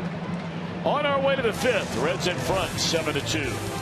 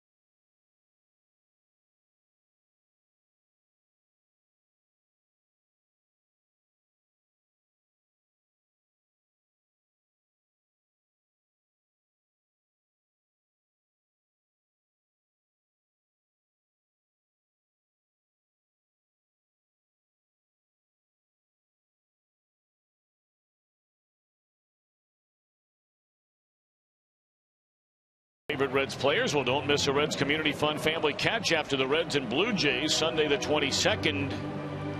You can select from 2 packages that'll include the opportunity to play catch right on the playing field. 2 tickets to the game and more. Visit Reds.com/catch to sign up today. It's always one of the more popular days of the season.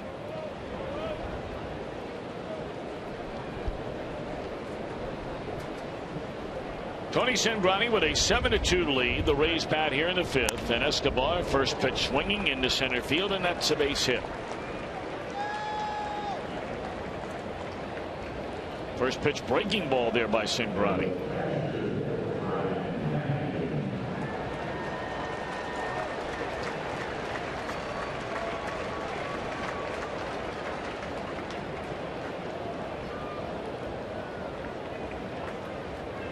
Nice round of applause every time Ryan Hanigan has come to the plate here in this series. Interesting note in the Tampa Bay Rays media notes this morning. When it pointed out that Ryan Hanigan has caught 13 shutouts in his last 77 starts, dating back to when he caught Homer Bailey's no-hitter in 2012 against Pittsburgh. They'll give you some good little nuggets in those notes every day. They do a nice job with the Rays. I like the way they headlined it is with coincidence with a question mark. And if you've ever pitched, you realize that the relationship you have with your catcher is never just a coincidence.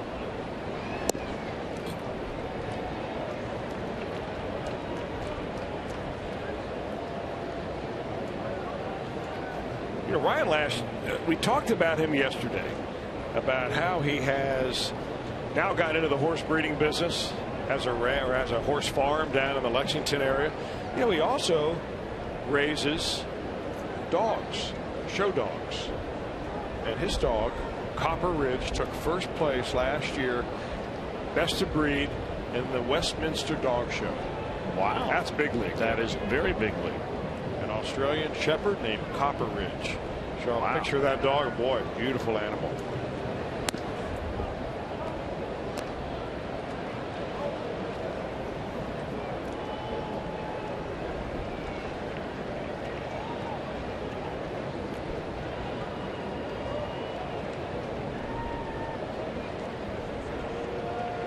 He'll make you throw strikes. Which Cingrani doesn't do, and now all of a sudden with a 5-run lead, a single and a walk down at the bottom of the order, and the Rays have a chance to make some noise. They're going to send up a pinch hitter. Brandon Guyer will come on to bat for Bellevue, who works a perfect inning. And of course, coming up later in the game, as always, we'll have our Miller time moment.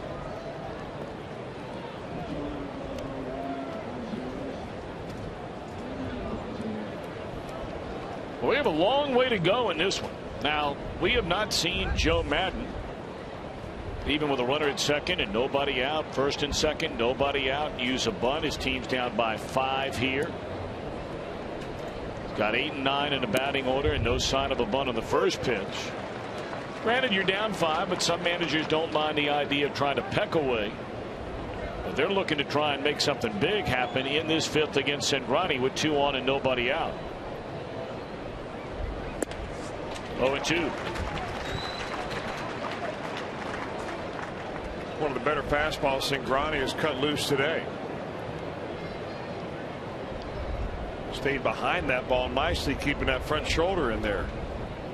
He was flying open big time against Hannigan. Probably trying to throw it too hard.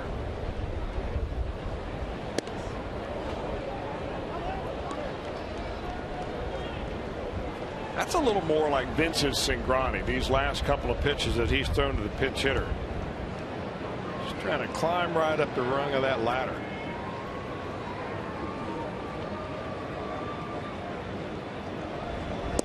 Gone swinging is Guyer, the 28-year-old rookie. His strikeout for Tony Cingrani, 1 out. And he gets another strikeout, 5 of them in the game now for Tony, and it's on a fastball. He went downstairs with this. I mean, that's a mismatch right there. Threw it right by the pinch hitter Guyer, and that makes Tony Cingrani strike out right there. Our Cholula flamethrower of the day at 92 miles an hour. He's at the knees. Sean Rodriguez had a 4-pitch walk, scored on the Zobrist home run, and had a pitch to hit right there and fouled it straight back. Hey, this guy doesn't play much, but boy, when he plays, he's made some noise. 2 hits, 1 a double, 1 a home run, and 4 runs batted in. It's off to a good start. Lifetime 228 hitter.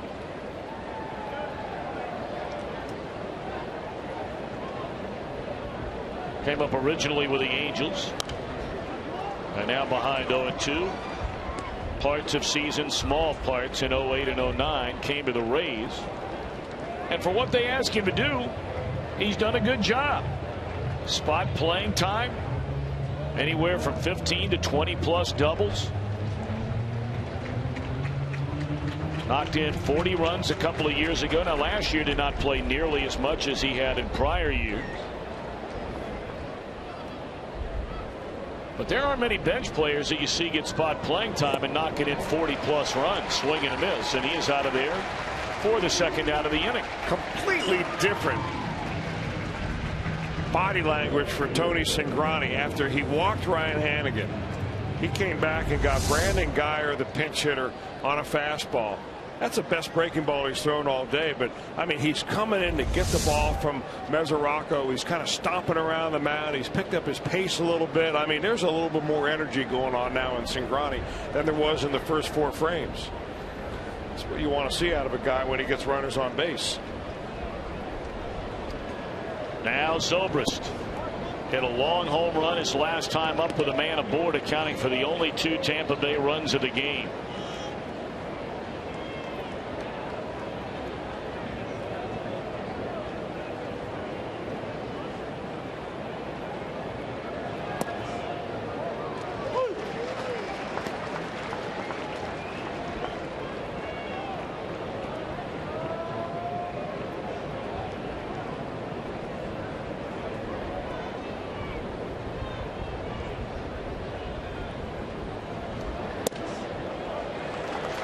Strike 2. You may remember the last at bat Zobrist had. Tony missed ball 1, came back with strike 1, then missed ball 2.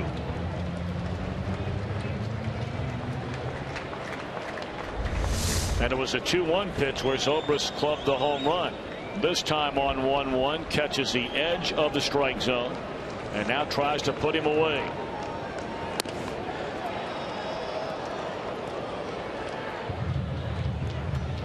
That fastball had the life we're used to seeing from Cingrani. That was up to 94 miles per hour. Yeah, it's almost like something like Tony turned the switch on here last few batters.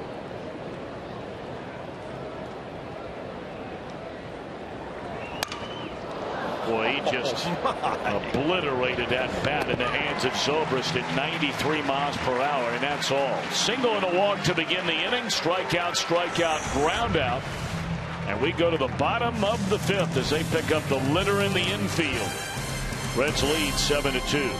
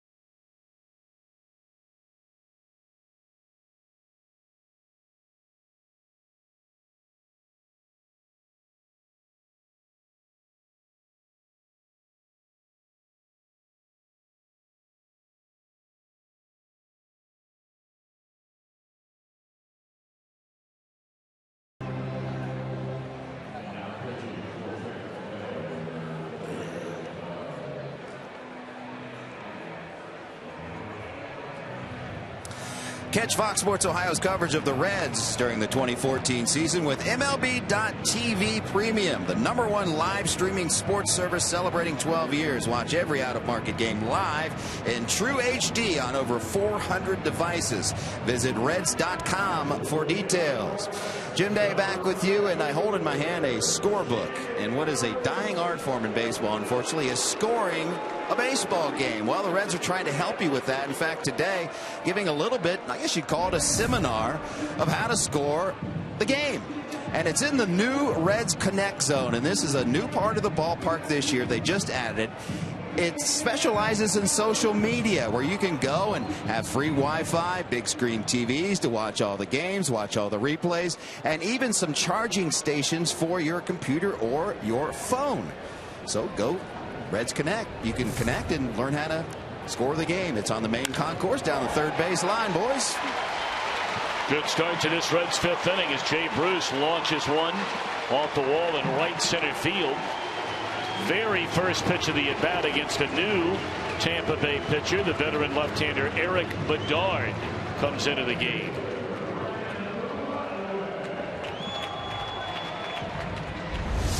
Well, he gets a first pitch fastball. Bruce does. Lefty on lefty. Bruce is not always intimidated by that particular matchup, and man, he is right on it.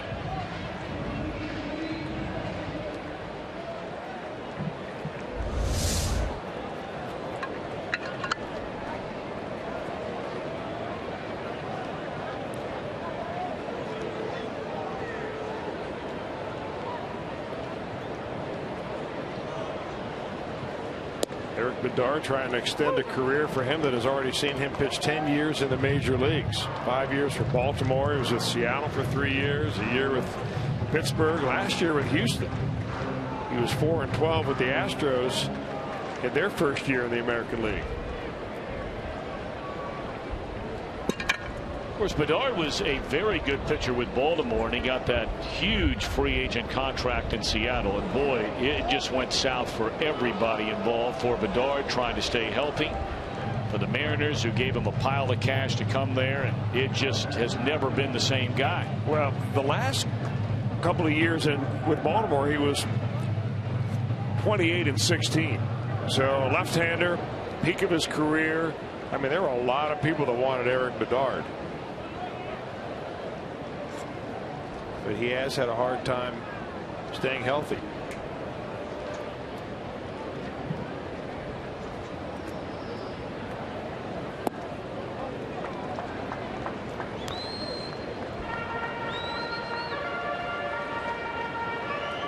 When Bedard is one of those guys, when you watch him, maybe as much as any pitcher in the league, he is in no hurry whatsoever.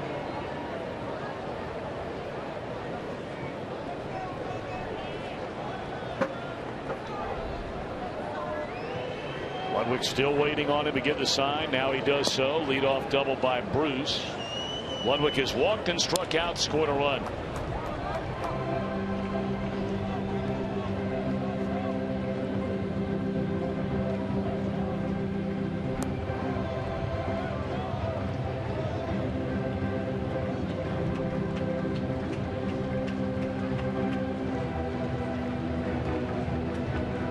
We mentioned Bedard had a shot when they brought him in to duke it out with two others, including the young man we saw start the game today, Cesar Ramos. Both of those came up short in a battle for the number 5 spot in the rotation.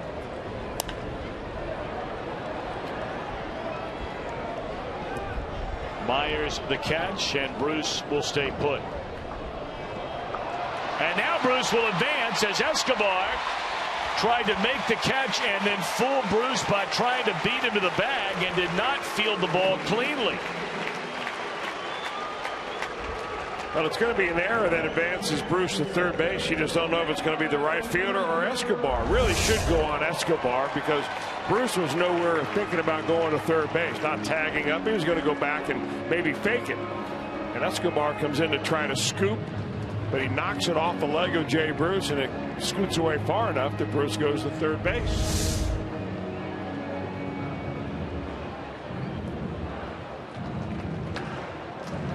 Now a little easier pickings down there for Mesoraco to pick this run up. Of course, you know, you look at that replay and you see that Myers throws short hop to Escobar, but he also missed the primary cutoff man, the second baseman, who is a few paces in front of Escobar. So they give the error to Myers with that in mind. Well, that's the same way that a catcher gets an error on a ball on an attempted stolen base at second base, where the infielder tries to grab the ball and swipe tag it when it's in the dirt instead of just getting his body in front of it and knocking it down. Now Mesoraco, he hit a long 3-run home run to the upper deck in the third inning. Walked his first time up. And with the infield in, Devin has a chance to drive home what would be his 4th, if not 5th, runs of the game.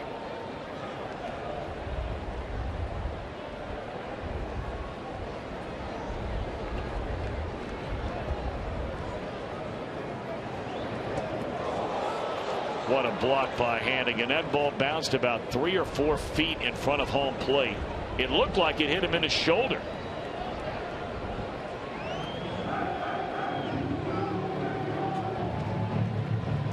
Well, Hannigan not only gets the job done, but he does it usually according to the textbook. I mean, it doesn't get any better than that, where you get down, you bend down, and he was actually fortunate because it went off the mask of the umpire. Dan Bellino gets an assist.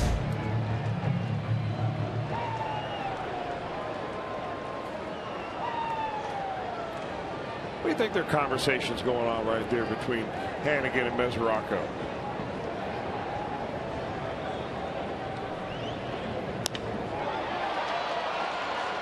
Mesoraco said, "I'm getting ready to knock in another run." Hannigan said, "Just don't leave the yard." 4 runs batted in today for Devin Mesoraco.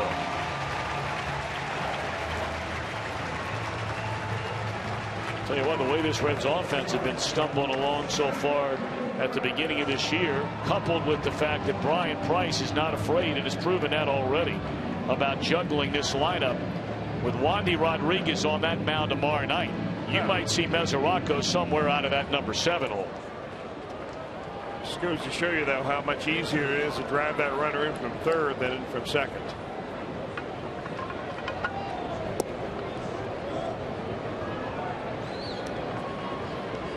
And depending on the outcome of this at bat, it could be an unearned run charge to Bedard after that misplay on a throw in by Myers from right field, because Bruce was not going to tag up. And Jim Day mentioned a moment ago about scoring baseball. Now, most of you may know this, but the reason it would be an unearned run is because you just follow the trail of an inning. Bruce on second base right there would obviously not have scored on that fly ball to center were it not for the error, which allowed him to go to third, which allowed him to score on the fly ball. So if Cozart gets a hit here, then the run will become an earned run. If Cozart makes a final out of the inning, it is an unearned run.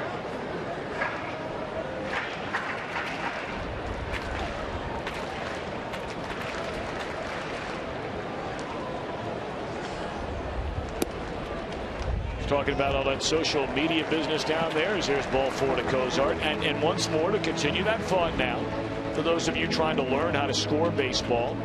And a lot of people want to learn to score baseball, but I think they get intimidated by it. That's why I really like what the Reds are doing here in teaching people or giving them the chance to learn how to do it. All right, so when Zach Cozart just takes 4 balls out of the strike zone, do you write down BB or W? I write down BB, but I happen to write it in a different color. I write in all walks and strikeouts in the color red. Doesn't matter what color.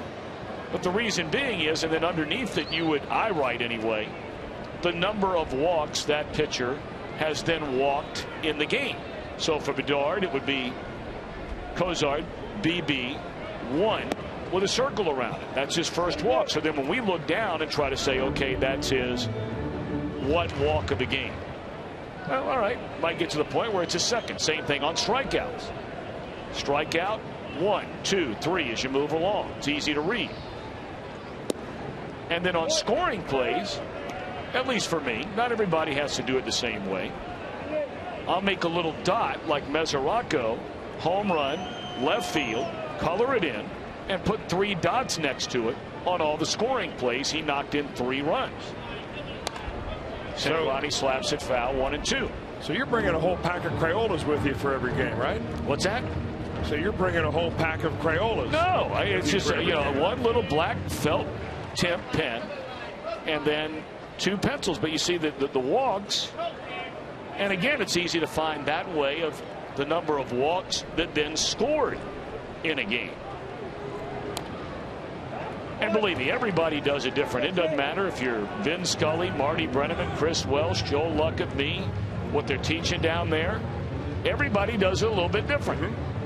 And there's no right or wrong way. And that's what my chicken scratch looks like anyway.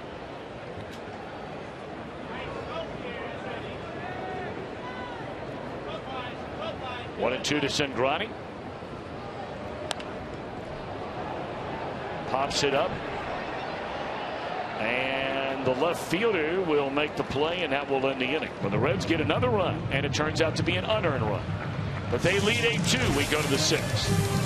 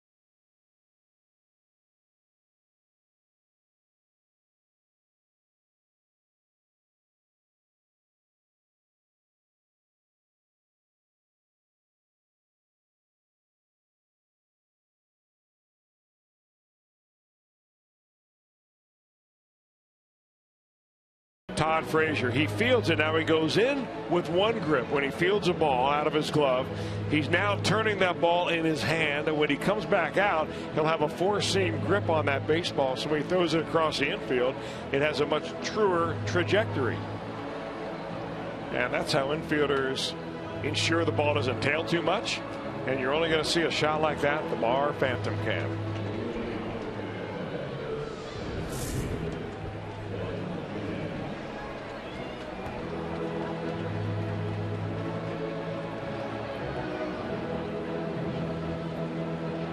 Tony Cingrani set to begin the top of the 6th inning. The Reds leading 8-2, a season high in runs today for Cincinnati. Cingrani has fanned 6, walked 2, allowed 2 runs. That came on a 2-run home run in the 3rd by Ben Zobrist. 2, 3, and 4 in the batting order. Jennings, Longoria, Myers. 2 up here in the 6th.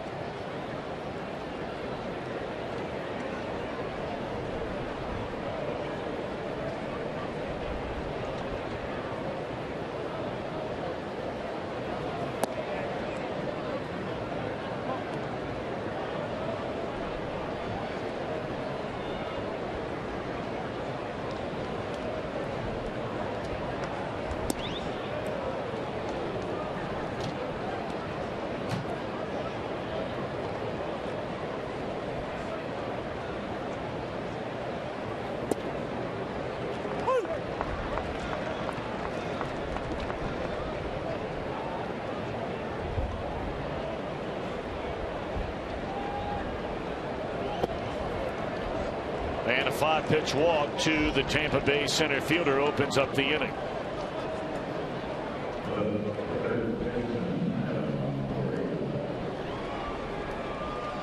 Well, the Reds bullpen, of course, is quite rested, much like Tampa Bay's bullpen. They used LeCure for an inning, Broxton for an inning here on Friday night, Parra for an inning yesterday. After outstanding starts from Cueto and Alfredo Simon.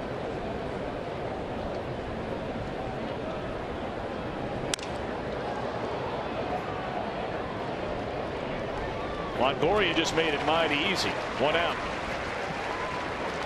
Well, get ready for Reds action 30 minutes before the start of every game. Reds Live brought to you by Ray St. Clair Roofing. Brian Giesenslaw, Jeff Pecoro, Jim Day, Holmore Road, Chris Welsh. Right here on Fox Sports Ohio, right, getting you ready for game time. Yeah, you may wonder why. Prime time.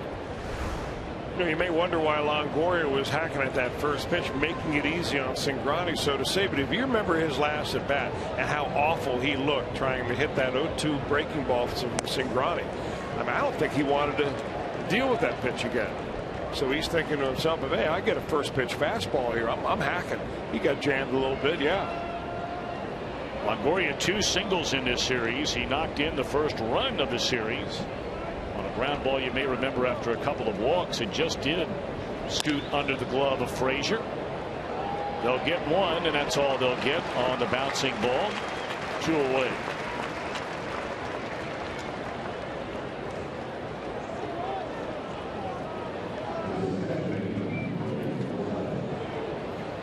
Milwaukee in front of Pittsburgh. That game in the 5th inning in Milwaukee, 2-1. Cubs jumped in front of St. Louis, but the Cardinals have answered. In front 3-2. They're only in the 2nd inning. These Tampa Bay Rays are the leaders in the American League East through the first 2 weeks of this season. 1 game better than the New York Yankees and Toronto Blue Jays.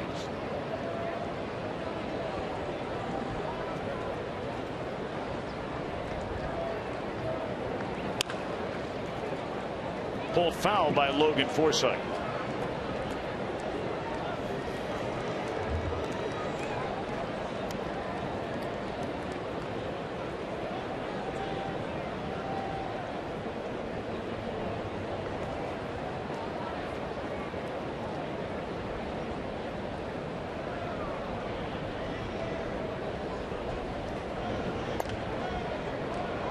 Took a little bit off right there to get ahead 1-2.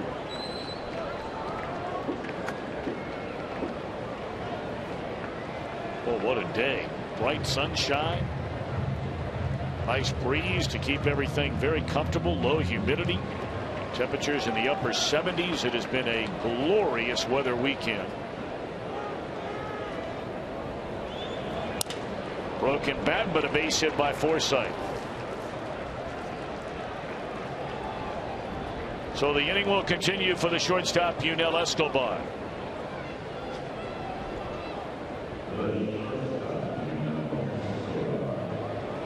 He hit a first pitch single into center field his last time up. And before he bats, the Reds pitching coach Jeff Pico, his first year as a major league pitching coach anywhere, will come out and visit the mound. I want to find out how he feels right here. You know, we mentioned early on that Cingrani did not have his normal overpowering fastball early in the ball game, dialing it at 90, 91 miles an hour. That's about 3-4 miles off for Cingrani.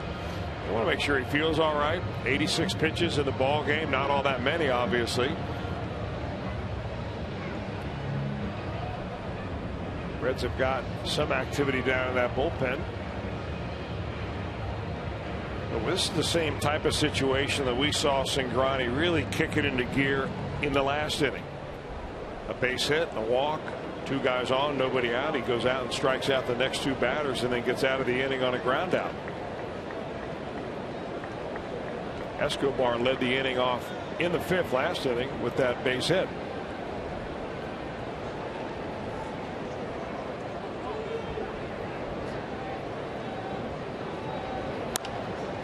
First pitch hacking again. It dumps it foul out of play. Strike 1.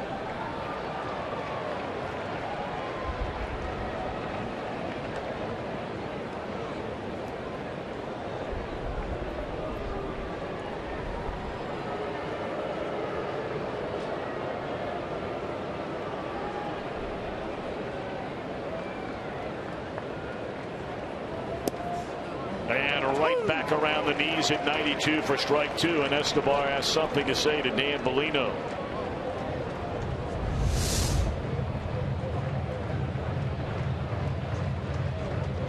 He's had a number of those. Brings back the old line by the Hall of Fame umpire Doug Harvey, where he once said to a catcher, "Young man, the red seam caught the inside corner." Frazier able to knock it down. That's a nice play by Frazier. He was unable to do that. You may remember the very first run of this series on the base hit by Longoria, where he was just a fraction late in leaving his feet, and that time was able to prevent that ball from going into left field.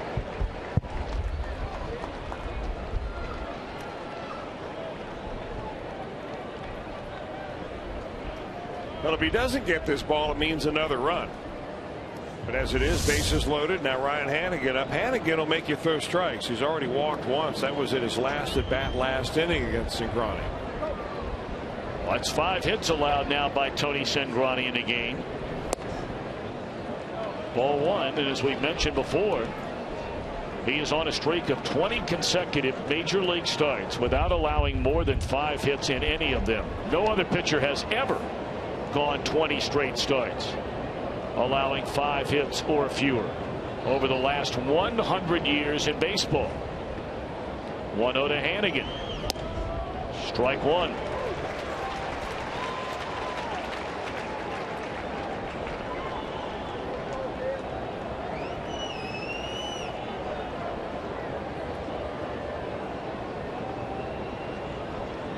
Look at the last 2 base hits in the inning. That an infield hit by Escobar, and Forsythe shattered his bat in dropping one over the head of Kozar.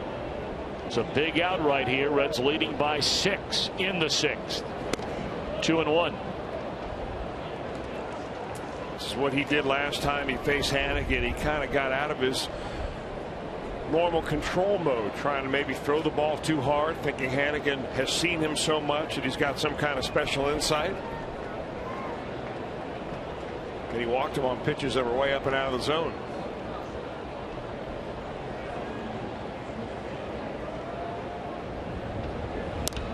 Straight up in the air, and this ought to do it in the Rays' 6th inning. Votto there, that's all. They leave him loaded. Reds will bat in the bottom of the 6th. In front, 8-2.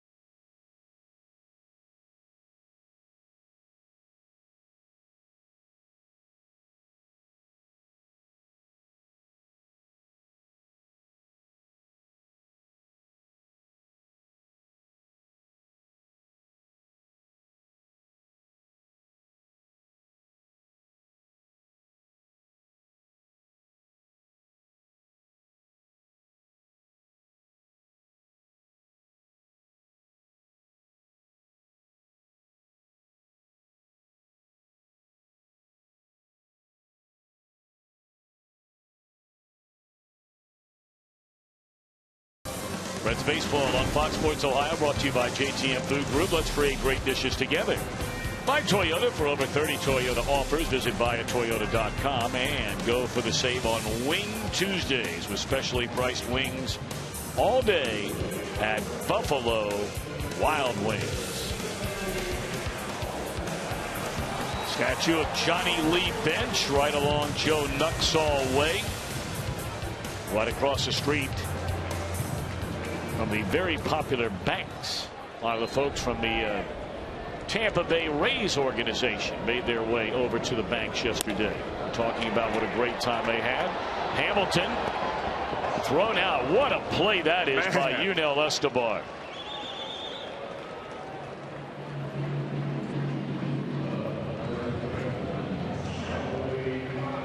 He's actually playing Billy Hamilton rather deep right there. Longoria's in. There is Yunel Escobar, and you've got to get it and fire it immediately. Nice play at the other end. Sean Rodriguez picks it out of the dirt.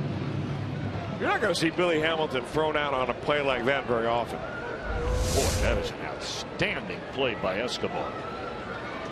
You're looking for a little silver lining. At least Hamilton put the ball on the ground. Billy 1 of 4 with a run scored today. Joey 1 of 3, hit a 2-run home run, breaking a 2-2 tie in the third. And he hammered it.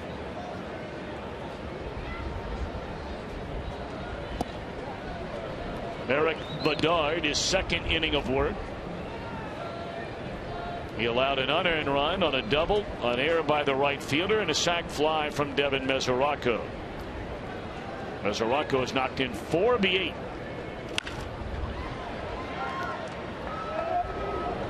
Two out.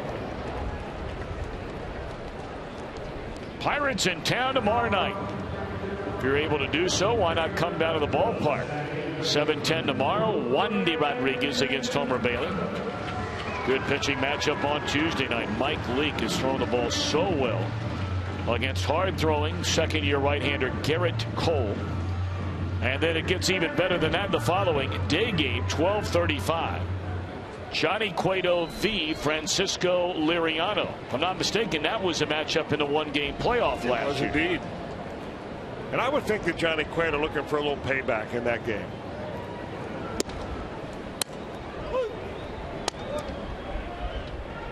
Both of those pitchers are 0-2 this year. Cueto with an ERA of barely over 2. Liriano on ERA of 4. Then the Reds are off to Chicago, Pittsburgh, Atlanta.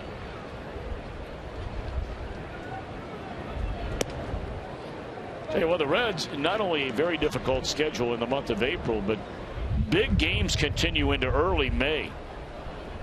Because they've got the Cubs and the Brewers both coming in here, and then they go see the Boston Red Sox for a 2-game series.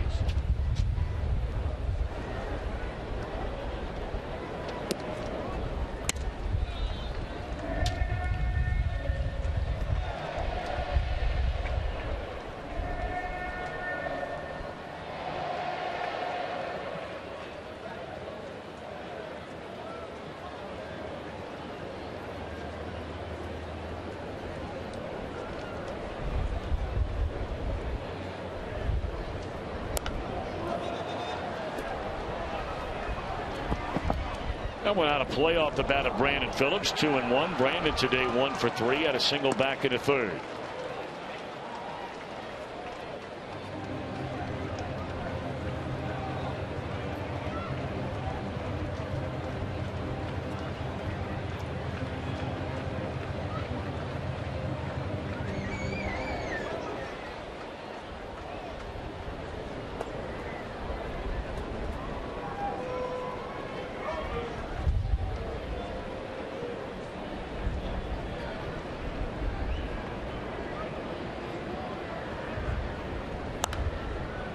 Once more, fouled out of play.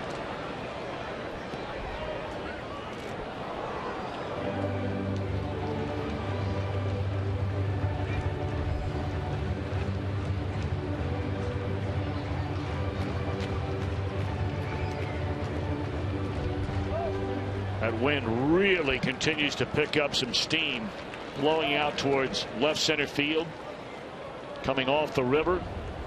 out of the Southwest.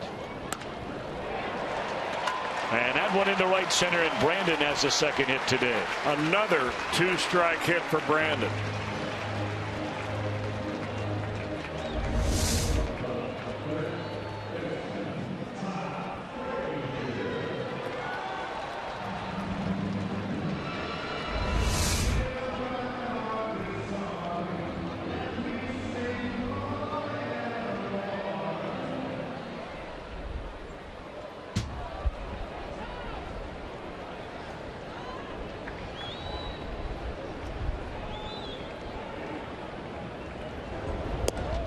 Todd Frazier looks at a strike. Todd has popped a second, bounced into a fielder's choice, scored a run, and then lined out to the pitcher his last time up. Reds 8 runs on 9 base hits. The 8 runs a season high.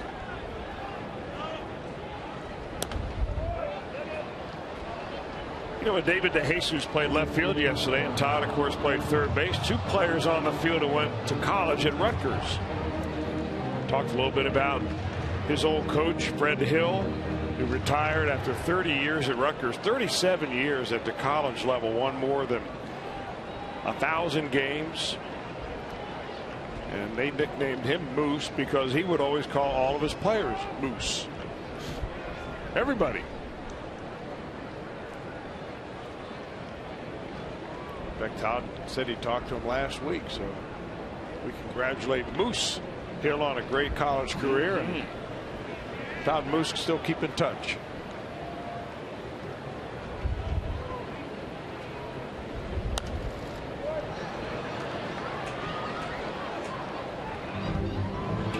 I asked Frazier, I said, when it came down to your college decision as to what other teams and schools were involved, he goes, well, I narrowed it down to North Carolina, Clemson, and then Rutgers, and then finally Clemson and Rutgers. And I read where they had 5 infielders coming into Clemson and decided I better stay here at Rutgers.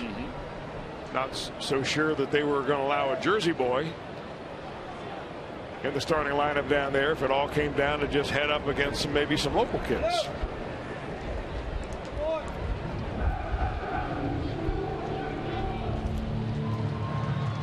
Of course, Rutgers, if I'm not mistaken, I believe that they are going to join the Big Ten next year. I'm quite certain of it. Rutgers and Maryland will be joining the Big Ten Conference this upcoming football season, I believe.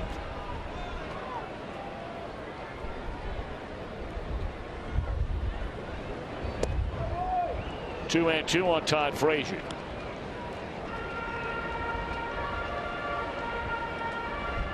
So now, are they joining the Big Ten in all the sports? Yes. Okay.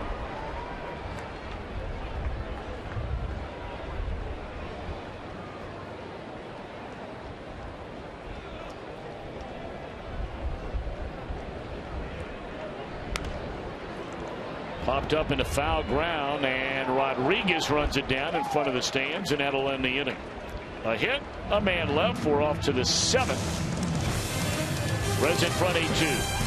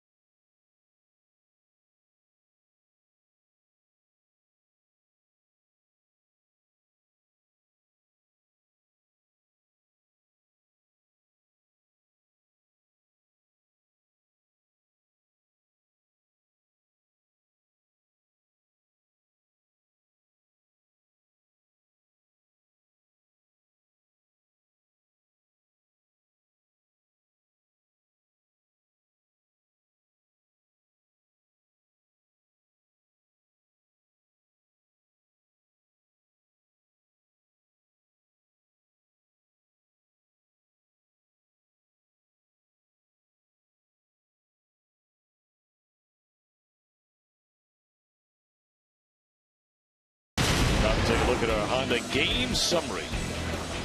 Zach Kozine with a 2-run double in the right center field with the bases loaded in the second inning. Rays tied it on a home run by Zobrist, but in the third, Joey Votto a long home run, part of a 5-run third inning. The other 3 came off the bat of Devin Mesoraco. You talk about a long home run. Mesoraco has knocked in 4 of the 8 runs today. And now Tony Cingrani will climb the hill to begin the 7th inning. Reds in front 8-2.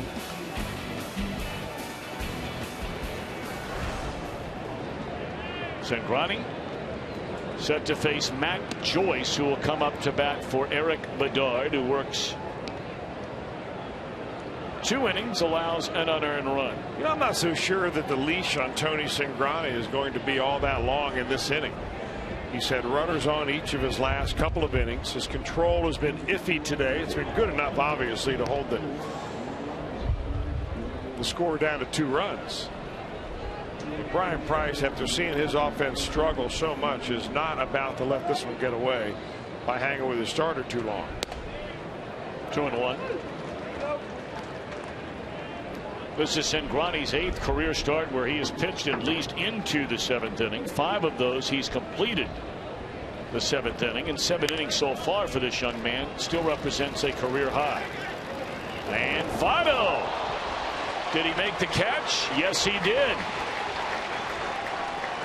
Came hard down the line. That's almost in that no man's land where it's a long run for the first baseman and the catcher, and it really wasn't hit that high into the air. Well, the guy that would be the logical choice to catch this ball is the pitcher, Cingrani. I mean, he could be camped under this ball, but it seems like ever since you sign a professional contract, maybe even going back to high school, pitchers are taught that they can't catch pop-ups, and they're always getting called off. Well, you said it.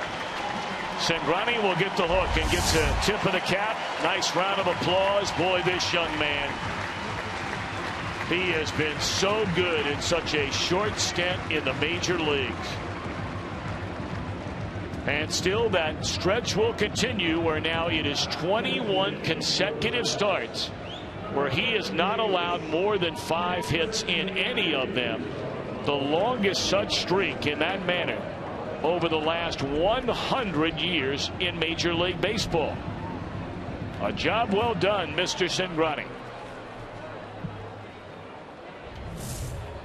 Acknowledging the crowd, and he leaves in the 7th, leading big.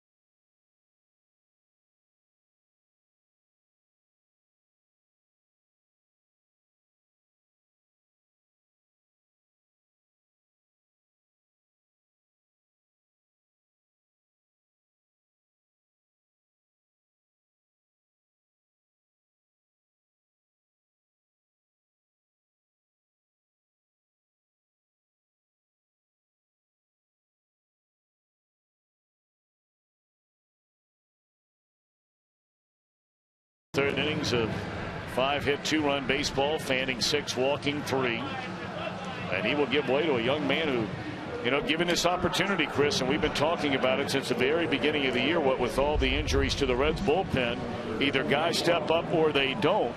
And clearly Nick Christiani is stepping up so far. Well, you like the way he attacks the strike zone, and you like his stuff. He's not an especially big guy. Christiani is measured at 6 feet. I don't even know if he's that tall, 190 pounds, but I mean, he throws the ball like he's much bigger. Ball explodes on you a little bit as a breaking ball that he throws for a strike. He had a good spring, and really he earned his way here.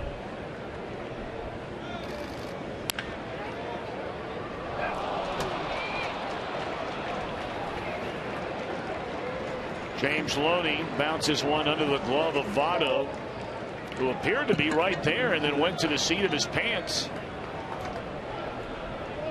And that'll be ruled a double. They're playing Loney on the line, or nearly on the line, as you see. And I don't know if Joey had a chance to get in front of the ball or not. We don't see him like to do that all that much. He likes to go down there and olay it. And olay he did all the way down into the corner. Boy, Loney likes hitting in this ballpark, doesn't he? Well, he sure does. We brought up some of the numbers yesterday. They are just extraordinary. Back with his days with the Dodgers, and now this weekend with the Rays. 1 on, 1 out. Strike one to Ben Zobrist. Turns around to bat from the left side for the first time today at a 2-run home run. Back in the 3rd inning.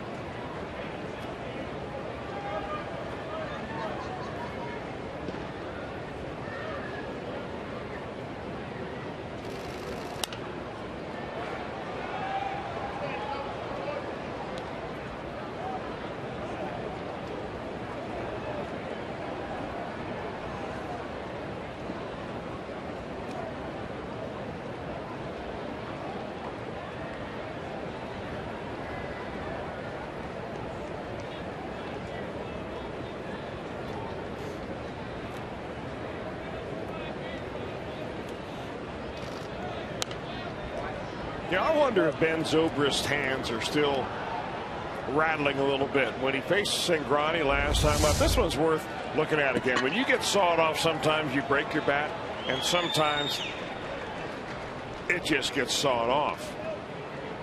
Man, oh man, that is getting in your kitchen. That's where Christiani wants to go.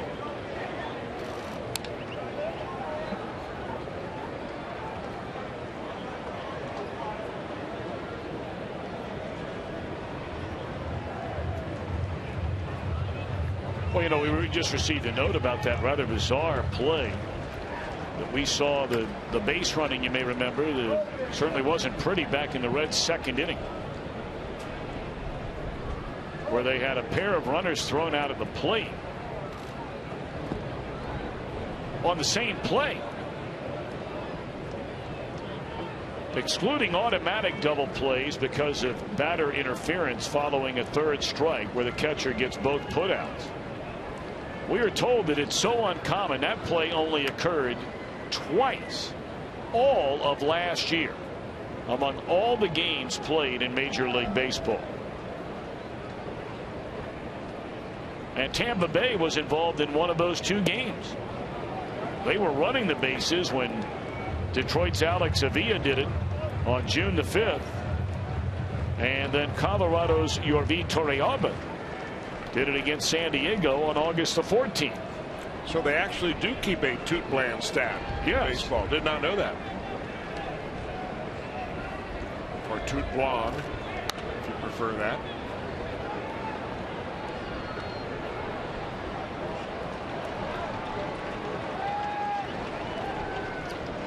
I say anytime you can work the word nincompoop into a baseball broadcast, it's a good thing. I think that you should make that a goal looking forward to this 2014 season. You know, maybe we ought to maybe find a fan or a play or a situation where you almost define it as a nincompoop.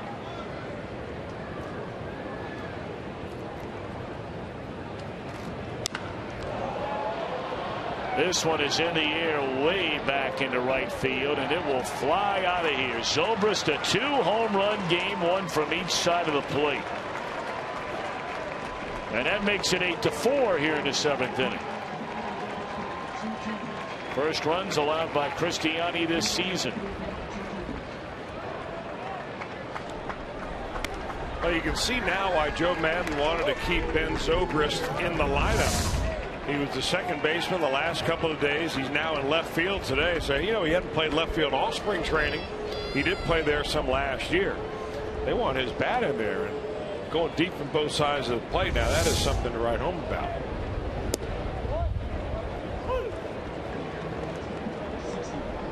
Oh, 1 for 3 was on base twice in the game last night. Was on base twice, stole a base in the series opener, and 2 hits, both of them 2-run home runs today. All right, so how many times did that happen last year? I'm sure we will find out shortly. Is that, how rare is that anyway? I would think extremely rare. I would bet it doesn't happen more than one time in a year. Well, that would be more rare than, or rarer than, well, I'm guessing double on two that. playing at the plate. I'm guessing on that. You're talking about where a hitter hits a home run from each side of the plate. Yeah, in the same game.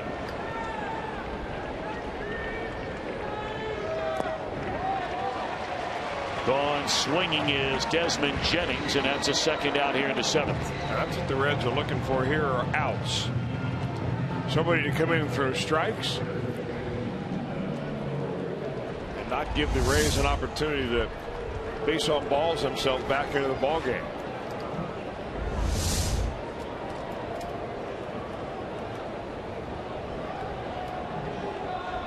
So now Longoria 0 for 3 on the day, and a first pitch fastball to strike.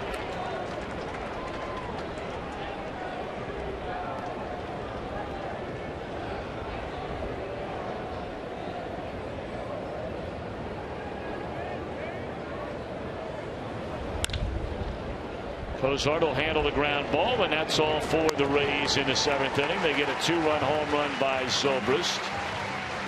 They will stand and stretch, and we'll keep it right here for the singing of God Bless America, where the Reds at Great American Ballpark lead the Tampa Bay Rays by a score of 8-4. American flag.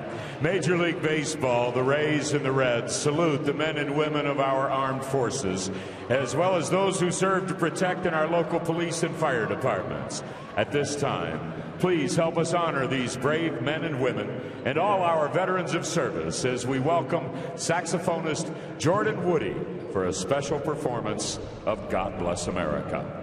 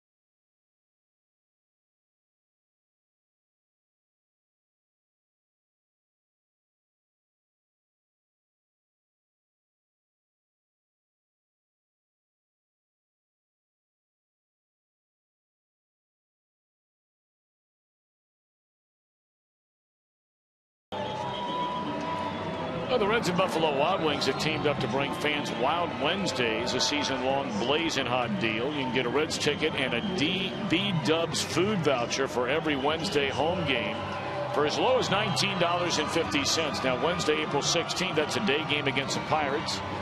You can get a B-Dubs voucher for a snack size order of boneless or traditional wings. Restrictions do apply.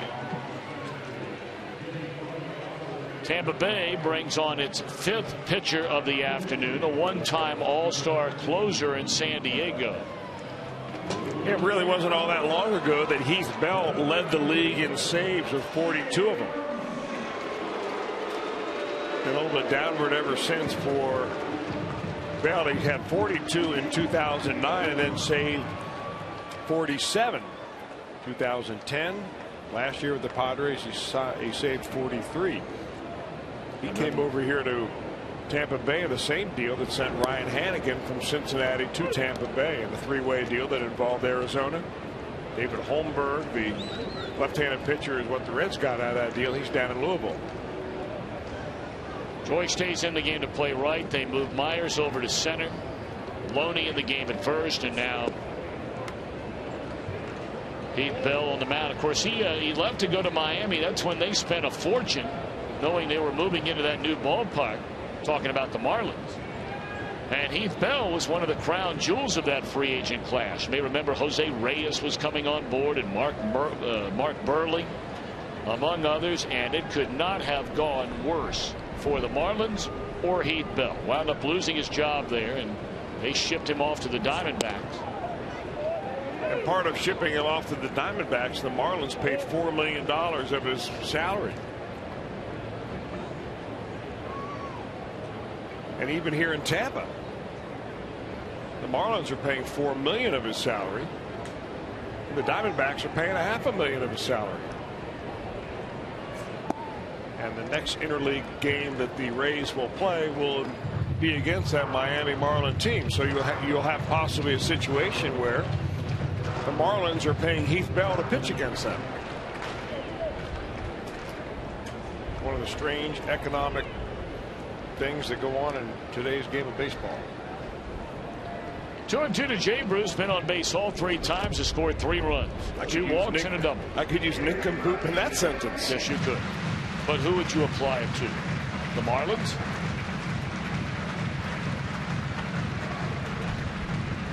I'll think about that. And by the way, you asked a question, and I said I was straight guessing on it about, we've seen Ben Zobrist today hit a home run from each side of the plate. It happened 4 times last year, as Bruce is on base for the 4th time today. 3rd time via the walk. It happened 4 times in all of Major League Baseball last year. Zobrist was one of those 4, by the way. He did it last August. But the year before, a whopping 12 times that happened. Now, that's an extraordinarily high number for a single year. I'm surprised it's that many. Just didn't seem like we see that many switch hitters, period, anymore. Especially with enough pop to homer from each side of the plate in the same game. Who was the catcher we had here a few years ago that did? I thought he did that.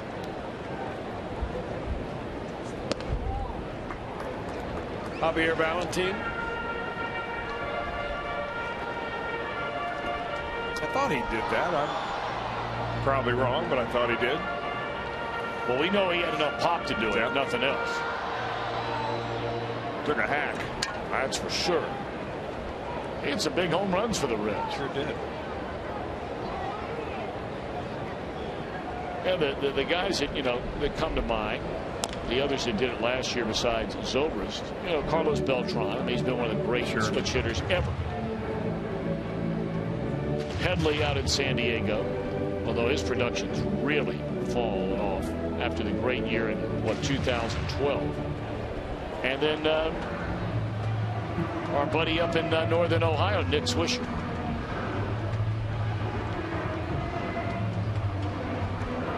And he definitely has pop. Yeah. He's gone 8 or 9 years in a row now where he's hit 20 or more home runs.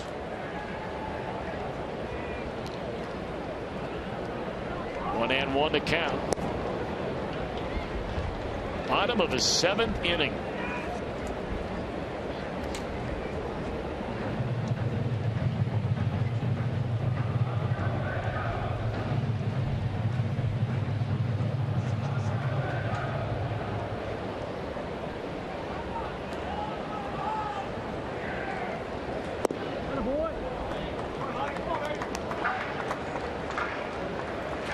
Two and one, Heath Bell against Ryan Ludwig. Ludwig has been on with a walk and scored a run today. 0 for 2 officially.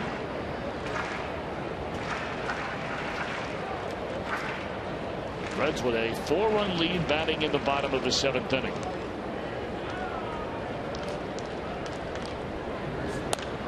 And that one will find a hole into right field. Nice piece of hitting there by Ludwig. And the Reds will walk in a single to start the 7th inning off Heath Bell.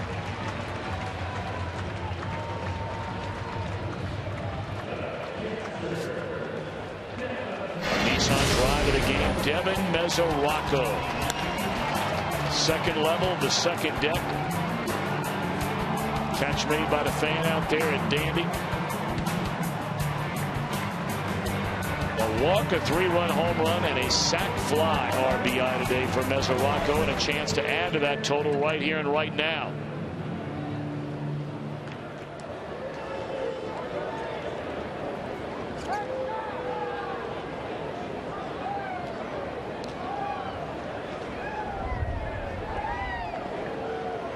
Four RBIs in a game matches a career high for Mesoraco, which he accomplished last year on May the 24th in a game against Atlanta. And I believe that was a game he hit a grand slam. It was. So all 4 came on one swing of the bat against Chris Medlin.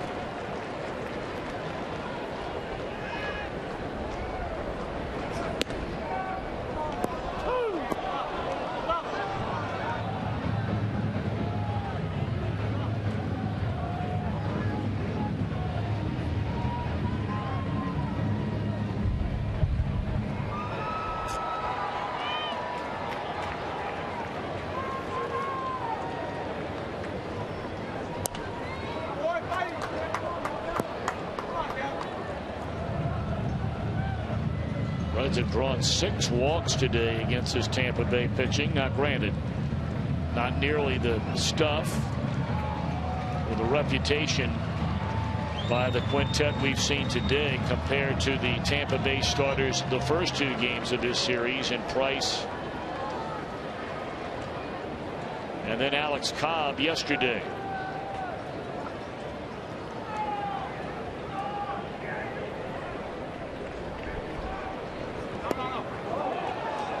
Somehow Hannigan able to block that one. Boy, he's taking a beating back there today. You're not kidding about that.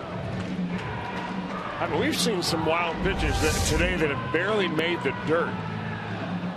That being one of them. Heath Bell almost throws that ball in the grass in front of home plate. That's hard to do.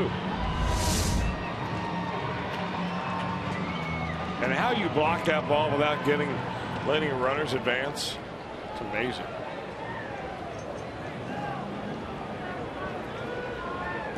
One ball and 2 strikes on Devin Mesoraco. 2 on, nobody out.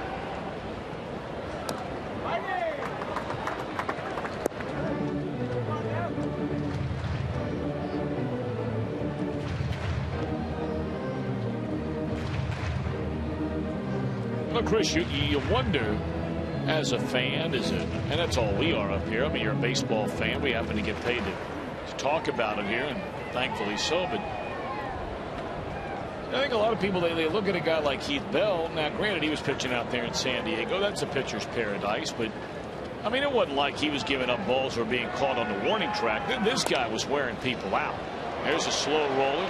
Escobar will not be able to get it there in time. And Mesoraco legs it out for an infield hit to load him up. Well, Joe Madden will come walking out. He's got his replay shoes on. No, he's going to jog out today.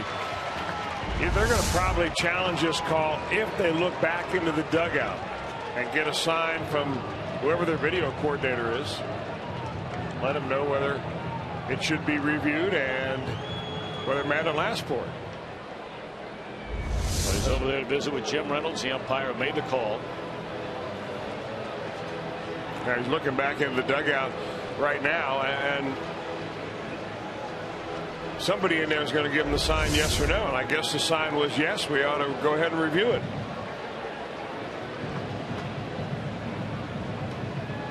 And he is safe, ladies and gentlemen. I mean, if you want me to get involved in the review, that is. Well, why not? So while they're looking at this, but, you know, Chris, just to finish that question I had for you, how does it go so south so fast? Well, for Keith Bell, I mean, he went 3 years there where he had 43 saves, 47 saves, 42 saves, and he was averaging on his fastball during those years almost 95 miles an hour. This year, he's averaging a little over 90 miles an hour. So you saw the way that he was pitching to Ryan Ludwig, just trying to kind of feather these sliders in there, pitch after pitch. I mean, right now, when you're throwing 91, 92, and his fastball is fairly straight, that's hitting speed. And that's how it goes south for him, because he doesn't have the confidence in his fastball. He loses a little bit of, that could be the buildup of all those innings and all those games on his arm that had a cumulative effect that all of a sudden he just went right off the table with it. We see the call was confirmed as safe for Devin Mesoraco, so that's a challenge by the wayside for Joe Madden. Didn't take long. No, did a nice job. They've done a nice job. Yeah. What, 30% right around there have been overturned so far this year. So now they're loaded for Cozart, who's also had an excellent day. A double, a single, a walk, 2 runs batted in. And for all intents and purposes, you throw the nail right into the old coffin here if you come up with a base hit to knock in a couple of runs. Tampa Bay getting back within quote-unquote slam range after the 2-run home run by Zobrist in the top of this 7th inning, but now loaded with nobody out. 1-1.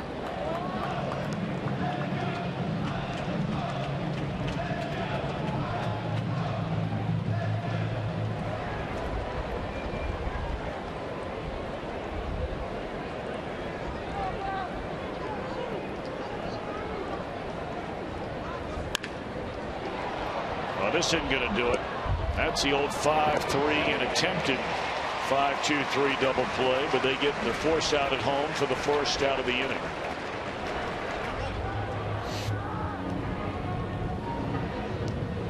And now pinch hitter Roger Bernardino will come up and hit for Nick Christiani, who gives the Reds 2/3, 2 hits, 2 runs, and a strikeout.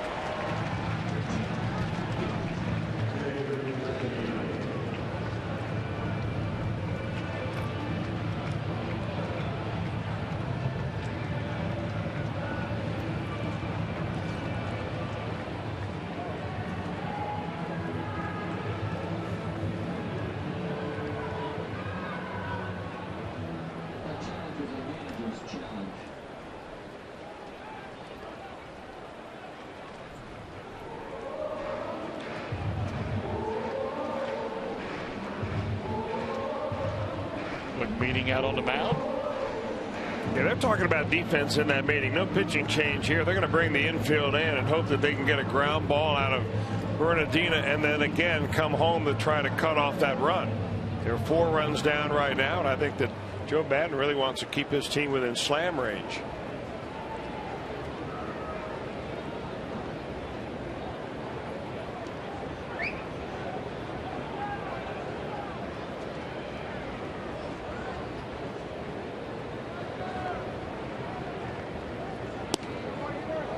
If they are going to get a double play, the only way they're going to get it would be a line drive at somebody and then tag the bag, or probably coming home with it, because the infielders are nowhere close enough to second base to be able to be in DP range. Bernardino runs well.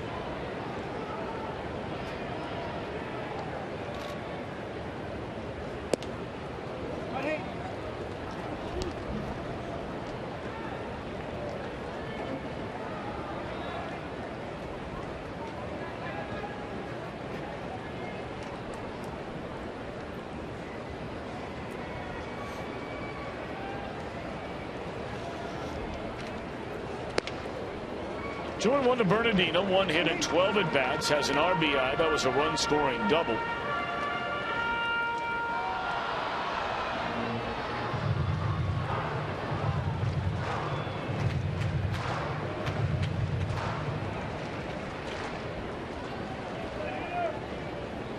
Ludwig, Mesoraco, Cozart aboard.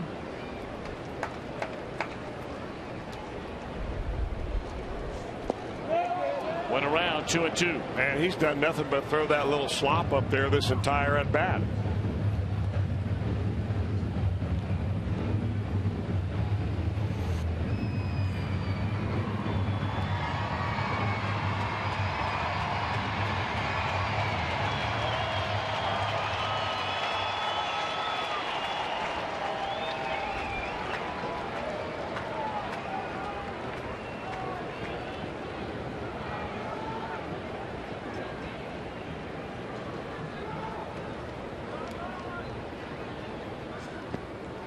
Another great block by Hannigan. 3-2 on Roger Bernardino. Well, there's a lot of meat going on that mound right now. 3 of them in this inning already.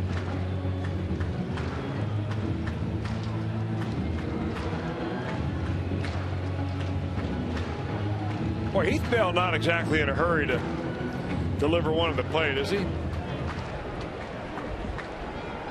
No, he's not. It's an old saying that goes around, though.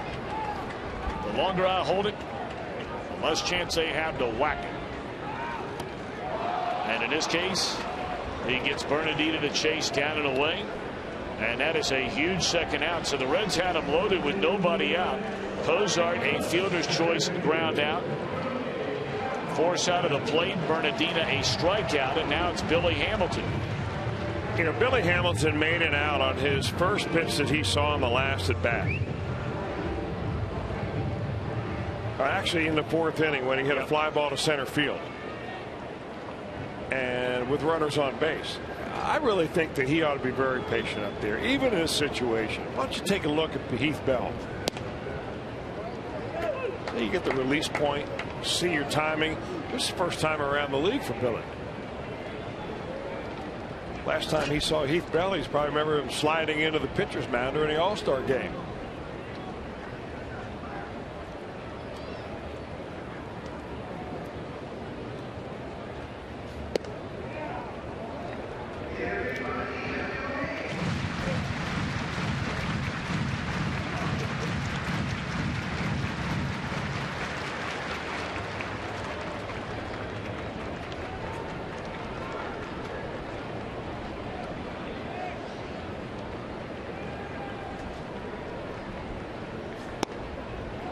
Good on air. 2-1 to Hamilton.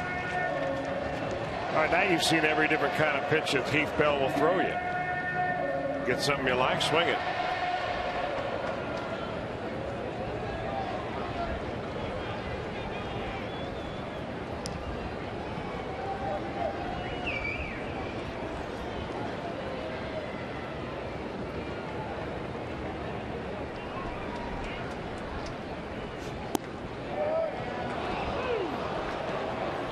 Borderline strike there, but a strike. According to Dan Bellino, this will be the 30th pitch of the inning coming up for Bell. Right at the edge of the strike zone, outside corner, down and away to the left-handed batting Hamilton, and now a 2-2 count. Billy looking for a 2-hit day. Full count. It's more along the lines of what you were talking about, Mr. Welch. He's not offered it a pitch in this at bat. You know what? I think it's great. The more patient he is, I think the faster he'll learn the league.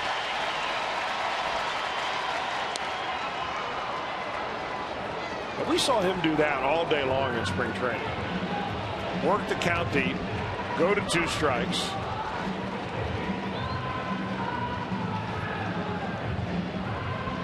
Slash the ball off and foul it off just to stay alive.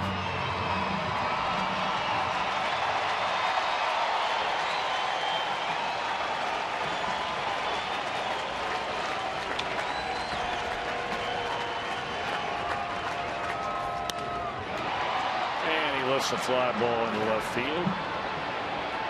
Left fielder will handle it, inning over. Reds do not score after loading the bases with nobody out.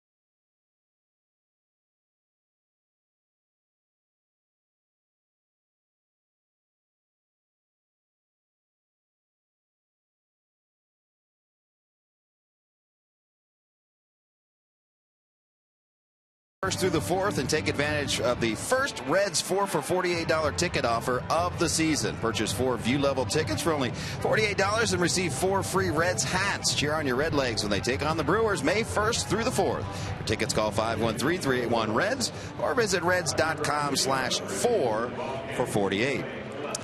All right, Jim Day back with you. Let's give you a quick injury update. Matt Latos coming back from arm issues. Had an MRI yesterday, and I got to tell you, there was a collective just holding your breath and seeing what the results were. The Reds did not get the worst news. In fact, they got decent news.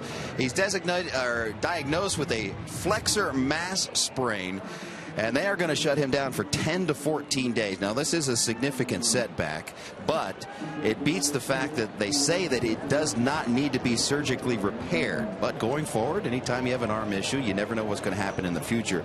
But right now, if you can believe it, good news. Time off 10 to 14 days. Get that inflammation out of there and hopefully start throwing again, boys. All righty, Jim Day. Thank you very, very much. Sam LeCure comes on from the Reds bullpen following Nick Cristiani after Tony Cingrani gave him 6 1/3 5-hit 2-run baseball. We saw LeCure here on Friday night behind Johnny Cueto, and Sam walked the batter, allowed an infield hit, but that's it. Off the end of the bat, Will Myers, a fly ball right at Billy Hamilton, and that's the way it starts here in the 8th inning. Reds are leading 8-4, trying to get out of here with 1 win in this series as Bernardino remains in the game to play left field. And the Reds will entertain the Pirates tomorrow night. Pirates trying to avoid getting swept over the weekend, and Milwaukee once again. A team earned run average through the first 2 weeks that starts in the 1s. And that's exactly how many runs the Pirates have scored going into their final at bat in the top of the 9th inning. Brewers trying to win their 9th consecutive game, leading 4-1. They had a rain delay in St. Louis. They're back at it with the Cardinals in the 3rd, have a 3-2 lead over the Cubbies.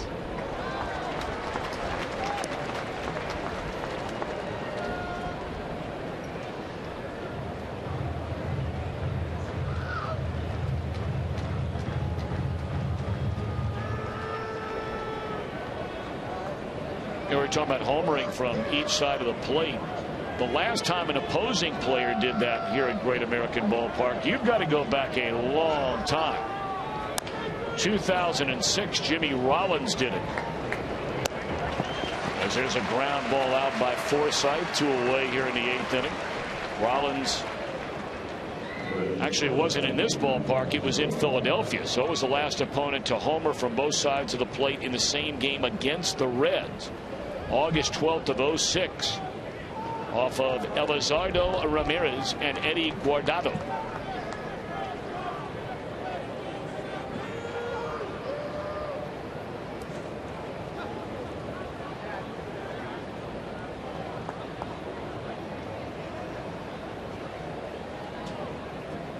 Escobar, 2 hits and 3 at bats today. Steve Reich 1 from LeCure. Our producer Josh Hall, our director Roy Alfers, Kevin Penowit, our tape AD Lauren White in graphics. Thank Jesse Jackson, Jim Strickler, and Joel Luckup up here in the booth for all their work, and our entire Fox Sports Ohio crew away from their families on a Sunday to try and make yours, we hope, a little more enjoyable. So a thanks to all today and every day. Be right back at it here. Good Lord willing, tomorrow night, although, Chris, you will enjoy a rare off day during the baseball season, each of the next 3 days, if I'm not mistaken. You're right, I will indeed. Of course, I'll be catching you and the Cowboy on the tube when the Reds broadcast these. So looking forward to that. I'll give you a full critique when I get back. Need all the help that I can get, so thank you. I don't know who I'm going to hassle for the next 3 days. I'm going to be a little lost around. Well, what about the guy that sits in this seat? Well, it's just different.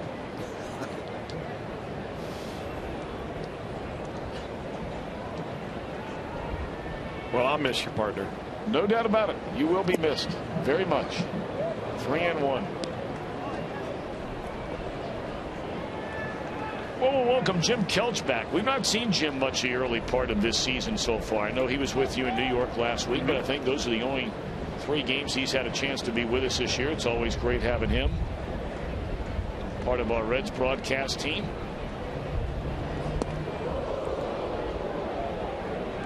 Ball forward, Escobar.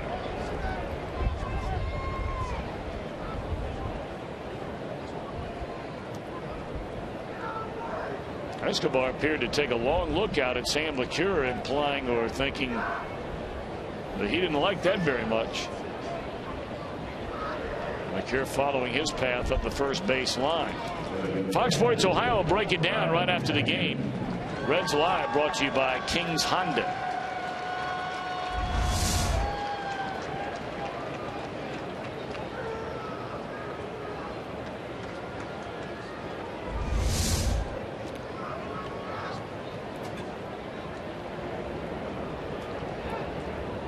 One more time, a nice round of applause for Ryan Hannigan. And what figures to be, barring a huge comeback, which is always possible, down by 4 here in the 8th inning. More than likely the final at bat of this series, and who knows? Maybe if the Reds can get this thing rolling starting here today, there's always a chance we could be gracious hosts for Mr. Hannigan and the Rays in October. That wouldn't be all bad, would it? That would be nice.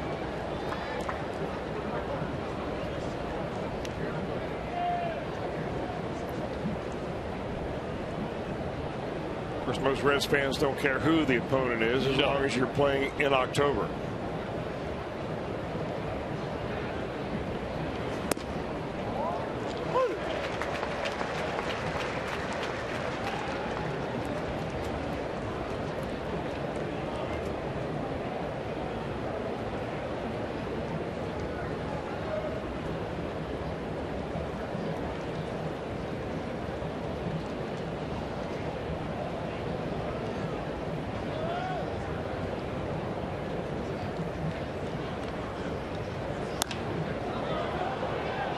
Jay Bruce will back up a few paces. Hannigan retired. We're off to the bottom of the 8th. Reds lead 8-4.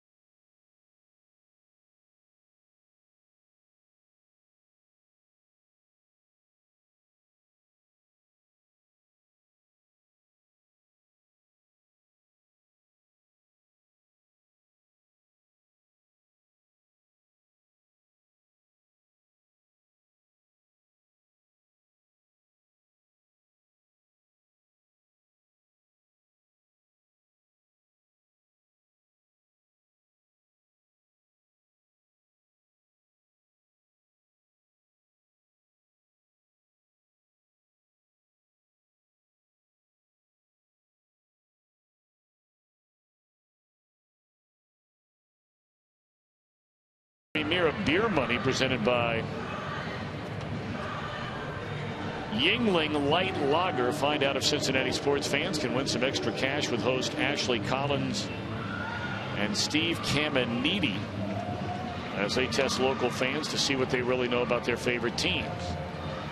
Beer money premieres tomorrow night after Reds Live. Have to check that out. I'll tell you, that ought to be funny because Steve Caminetti is a very funny person.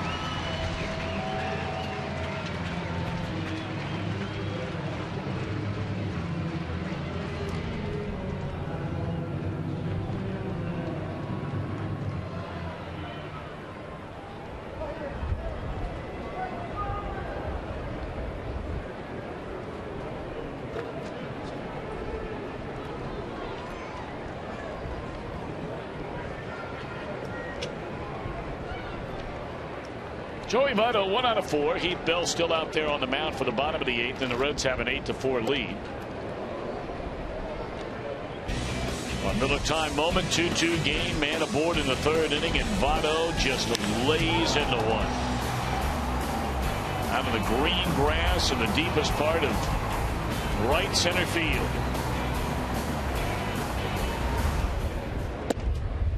Home run number 2 on the year for Votto. RBIs 3 and 4.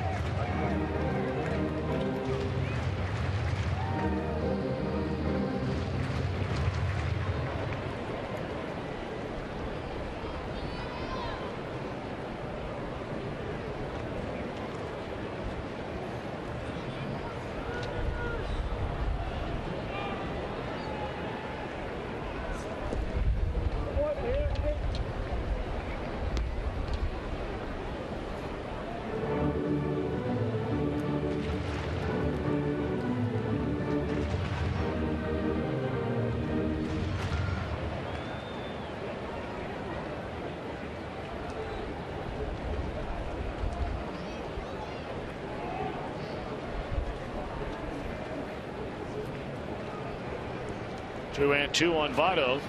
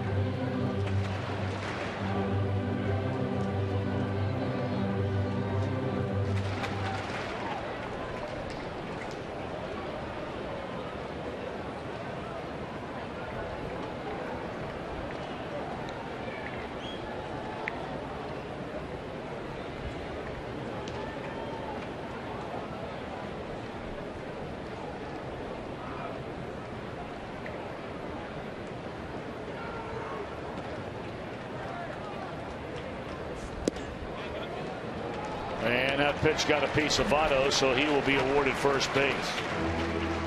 You know, there's been a lot of talk recently about the time of baseball games. All Major League Baseball has to do is enforce a couple of rules. Number one, get the batter out of the on-deck circle before the end of his play-up music is over.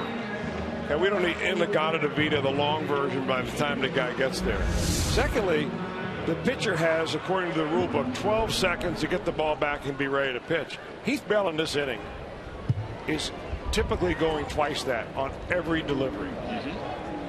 Yeah, so, I mean, they got nobody to complain to except just enforce what you got out there. And, you know, it's always interesting when they ask people involved in baseball. They'll ask managers, they'll ask coaches, they'll ask players, and they'll all say, hey, you know what? I don't hear anybody complaining about how long baseball games are going. Well, there are other barometers besides whether or not you're being told that baseball games are going too long. And they are very real numbers, and it is a very, very real concern when they look at those numbers for the people who run Major League Baseball. Now, I got to hand it, when Bell gets a runner on base, he goes right back to the rubber. He's ready to go. Brandon Phillips now is taking a little time to get back into the plate or into the dish. But with nobody on, Bell will take a half a lap around that mound, and it was 30 to 33 seconds nearly every pitch. And believe me, I'm not so sure his pitches are worth waiting 30 seconds for. Although Brandon would wait. Another 2-strike hit. 3 of them on the day. Good day for Brandon Phillips indeed.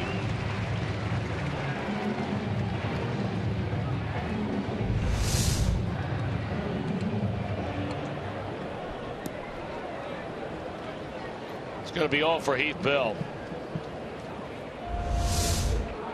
He goes an inning plus, got out of a bases loaded jam with nobody out in the 7th inning. Here in the 8th, hits a batter, allows a single. His day is over. And we'll tell you about the new reliever when we return. 2 on, nobody out.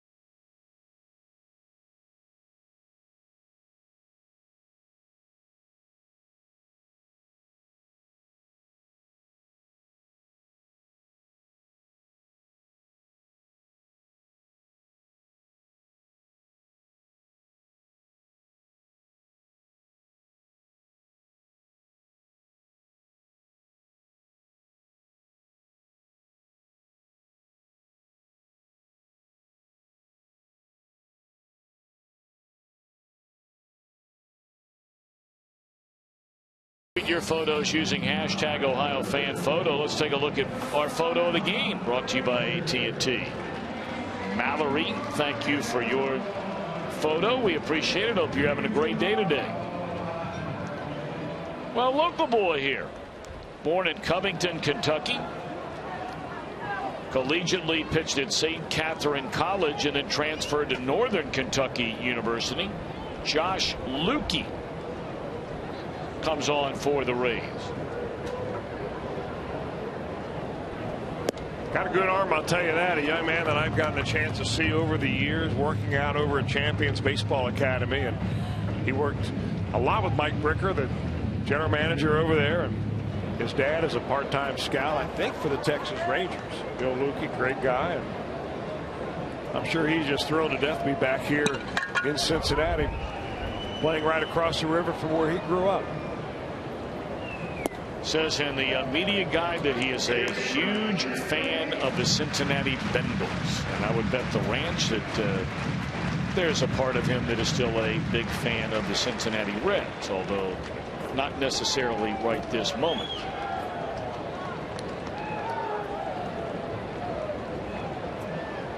Been a very quiet day for Frazier. Did score a run after he reached on a fielder's choice.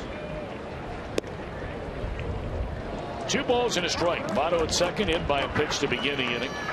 And Brandon Phillips with a base hit, his 3rd of the afternoon.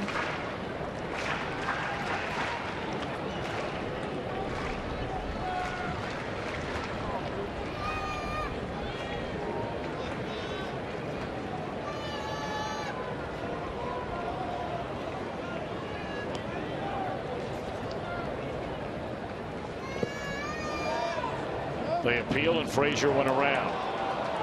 2-2. Frazier inserted just for the 12th time in his career into the cleanup spot here today.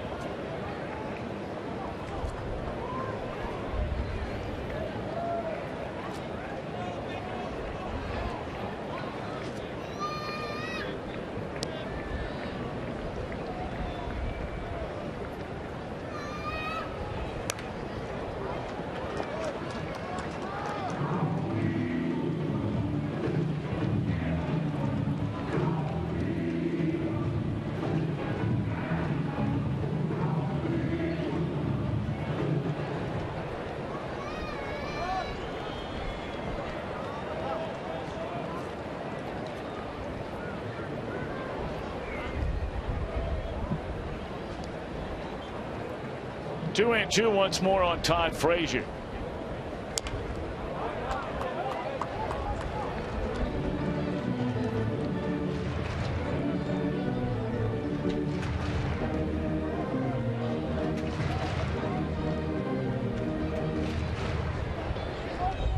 Kyle Loesch on top of his game once more today for Milwaukee. The Brewers win their 9th in a row.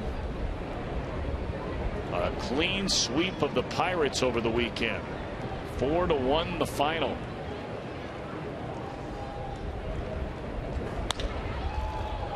And another foul ball. It remains 2-2 on Frazier. The Reds have been looking for that knockout punch in this ball game, really just about all game long. They scored all their runs in the 3rd inning. That's when they pushed 5 across. They added 1 more a little later on, but they've had opportunities where a key hit here or there would have put this game out of reach.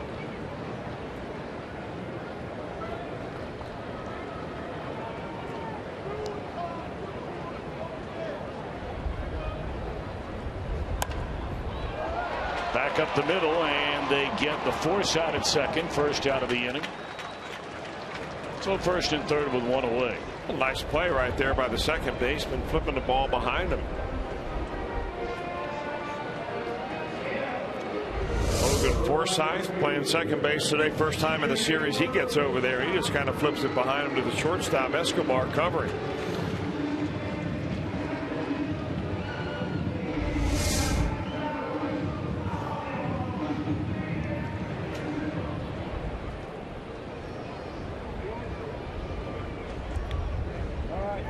So runners on the corners. Jay Bruce, the batter. Now Joe Madden is going to come out to the mound. You know, I don't think that the Rays have anybody up in the bullpen. So this is just one of those strategy meetings. I think he's just trying to make sure that they know what he wants him to do. I doubt if they're even talking about the double steal here. Sometimes that's a possibility, but not really with the runners the Reds have on base. Votto at third, Frazier at first. Not 2 of the speedsters on this club. What Lukey has done really is kind of change things around in his own repertoire. He likes to use his breaking ball, that big splitter that we've seen early, and then go to fastball. And these will all be slow fastballs, as we're going to get an intentional walk.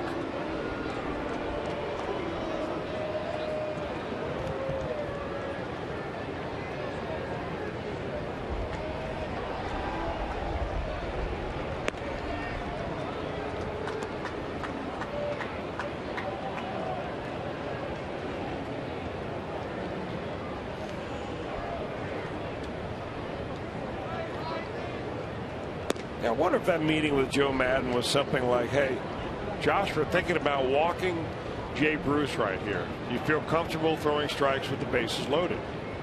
And throwing strikes for Lukey really has never been a problem until last year when he got called up to the Rays. That's when he walked 12 and 21 innings, but normally he's around the plate with all of his pitches.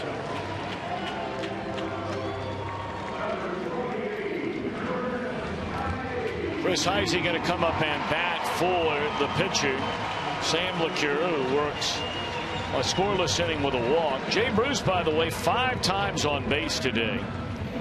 4 walks, once intentionally, and a double. Has scored 3 runs. 5 times on base matches his career high in a single game. It's the 7th time now he's done it. Having a Joey Votto kind of day.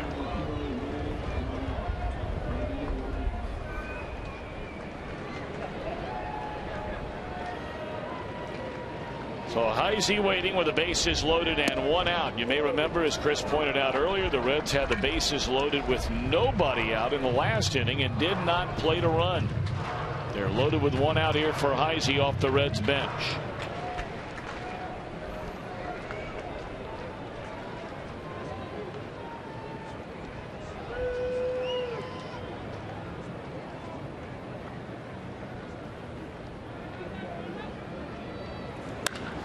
That ball hit hard by Heisey the other way, and a grand slam for Heisey.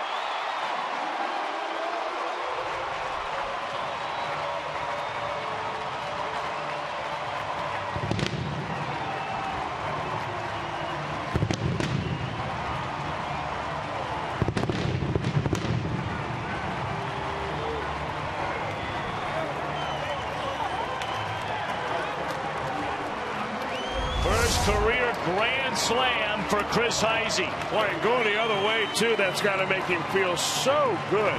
Young man had such a tremendous spring training. Every time he seems to come to the bat, he's hitting the ball hard somewhere. And a grand slam, and that is the knockout punch the Reds have been waiting for. Crowd wanting a curtain call from Heisey. They're still standing and cheering that pinch hit grand slam. And he'll give it to him.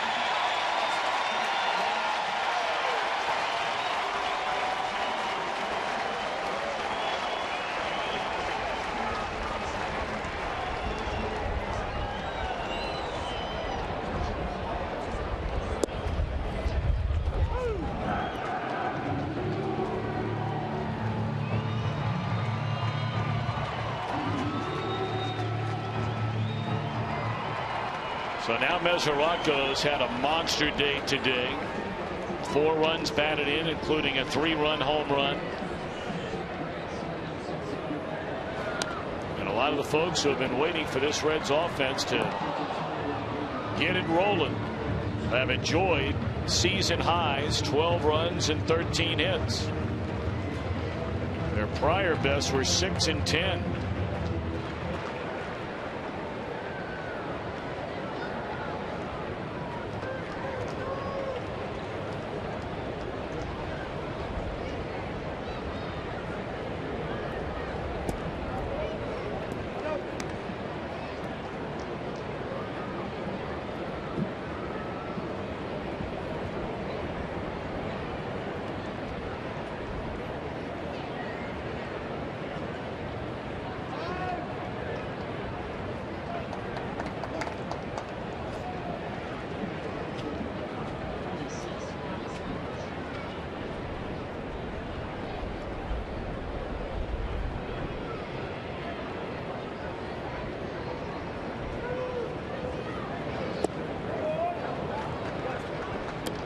First official time today, Mesoraco has been retired. He had a sac fly RBI back in the 5th inning.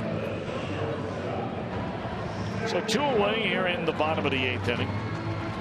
And that will bring Cozart to the plate. Another Red who has had a very good day, a much needed very good day. A 2-run double in the 2nd inning, a single in the 5-run 3rd.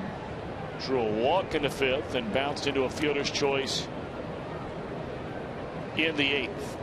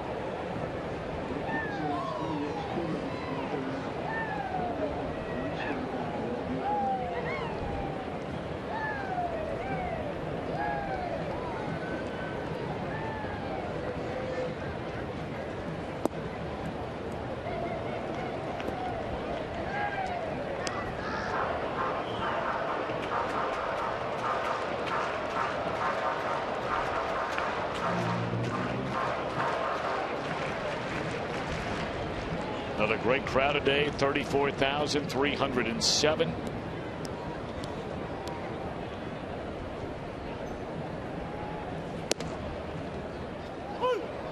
Reds drawing over 100,000 here in this 3-game weekend series. Certainly the weather a big part of that. Couldn't ask for a better weather weekend. And we have been blessed by in Cincinnati here this Friday, Saturday, Sunday, and Cozart in the air. Shortstop Escobar into the outfield grass. But the final blow perhaps delivered there on the grand slam, the first in the career of Chris Heisey, doing it off the bench.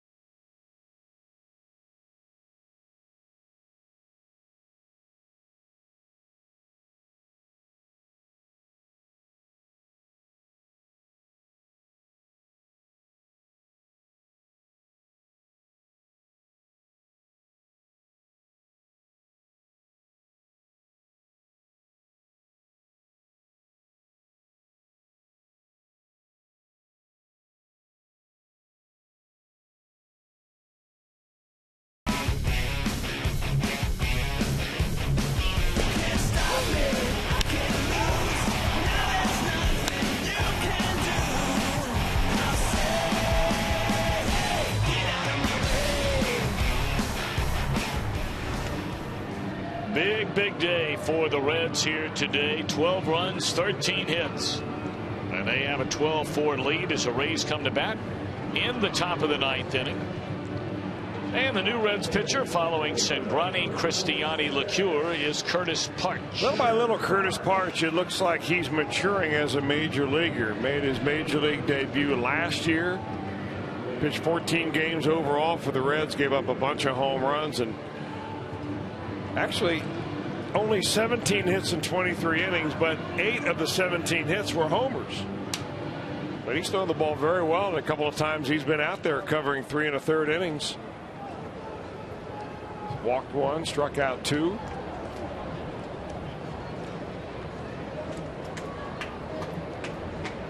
And he is in here to try to finish it off in a hurry in this 12-4 ball game.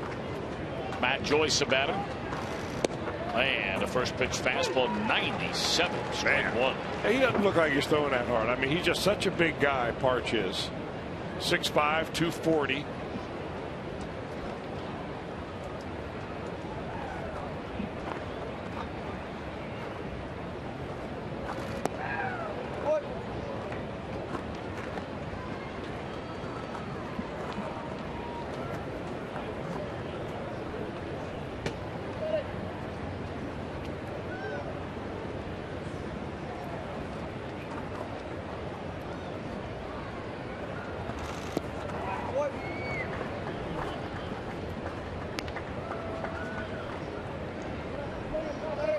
After the first pitch at 97, next 2 pitches in the mid-80s.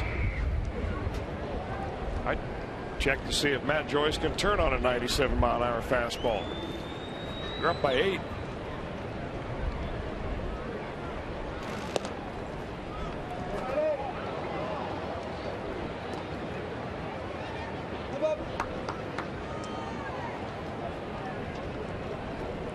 Chris, I've often wondered, when you're a young pitcher, and let's be honest about it, I mean, Devin Mesoraco is by no means a veteran catcher. But you're a guy in Curtis Parch's spot, as he misses and walks the first batter.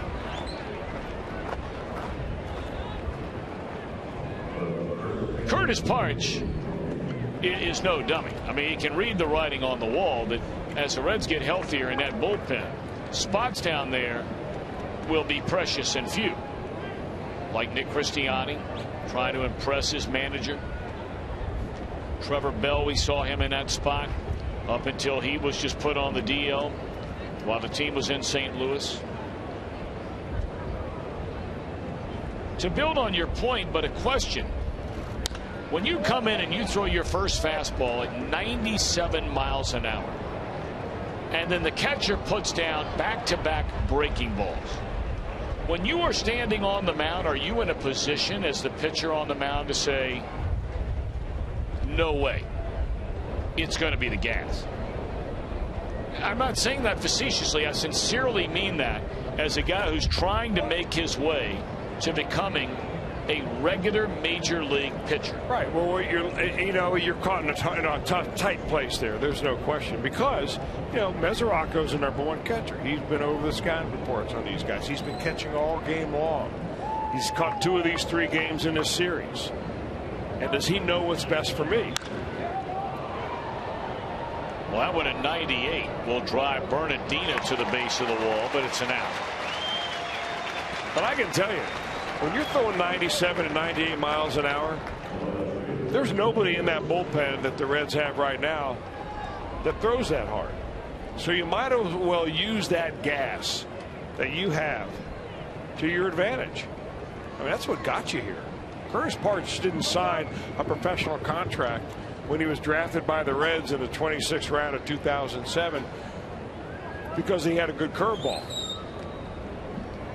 You get up here at this time of day, 8 runs up, you bring the gas. If they can hit it, they'll hit it. That's 98. By the way, he's the only Red pitcher to throw that hard this year with Chapman on the DL. Yeah. I mean, he's on that short list of maybe 5 pitchers in the entire organization that is can pitch 98 or above. Chapman being one of them, of course.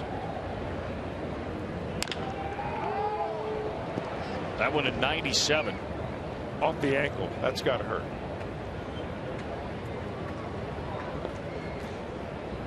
And this is one guy, and they're obviously more than him, but I'm not so sure there's a more important player on this team to the Rays. They've won games without Evan Longoria over the last number of years. Well, they've had a very healthy Ben Zobrist since establishing himself as a major league player, and a darn good one. A home run from each side of the plate today. Plays a bunch of different positions.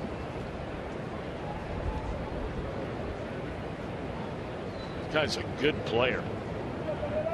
We rarely ever get to see some of these teams, obviously, in the American League play much. Tampa Bay's not a team, despite all their success, that gets a lot of play nationally as far as television is concerned, that kind of thing. And I mean, look, let's be honest. You can make an argument that how many people care about the Rays that live in Tampa, with their attendance being what it is. But this guy's a good player. Really good player.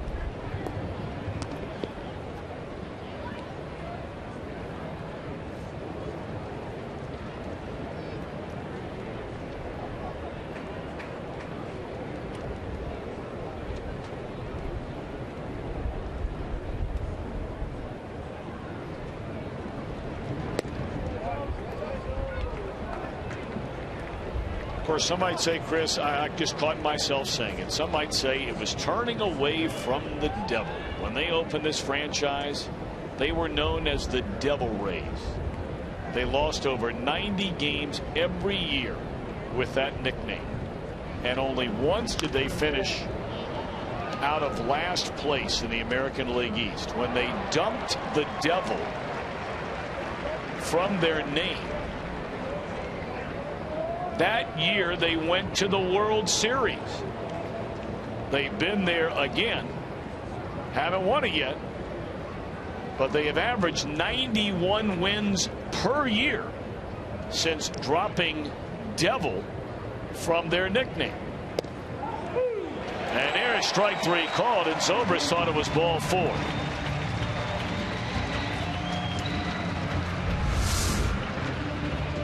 Well, if it was as easy as a name change, they probably would have done it after the first season, or maybe not taken on that Devil Ray name at all.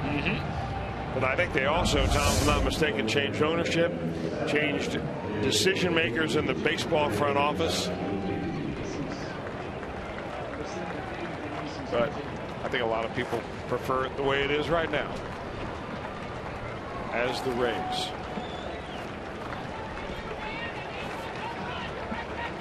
So now David DeJesus will come up and bat.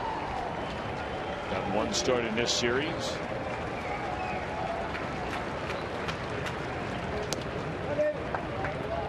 Goes to show you, what an interesting club they really have. DeJesus in a microcosm. They signed this guy to a free agent contract, and here we've seen him in a 3-game series, and he's only started 1 game. And it's not like the Reds ran 3 straight left-handers, or for that matter, 2 straight left-handers out there, Adam, in this series. Well, nobody uses their bench as much as Joe Maddon. I mean, he doesn't use it as replacement players in the middle of the game. He puts them in there to start. He keeps them active. They'll be a team certainly that will be heard from as this season moves on if they are able to stay healthy. Already taking a big blow to their outstanding young pitcher, Matt Moore. And you brought up earlier, Chris, they don't know his fate yet. But everybody seems to believe that, unfortunately, he could be headed for season-ending elbow surgery. 3-1.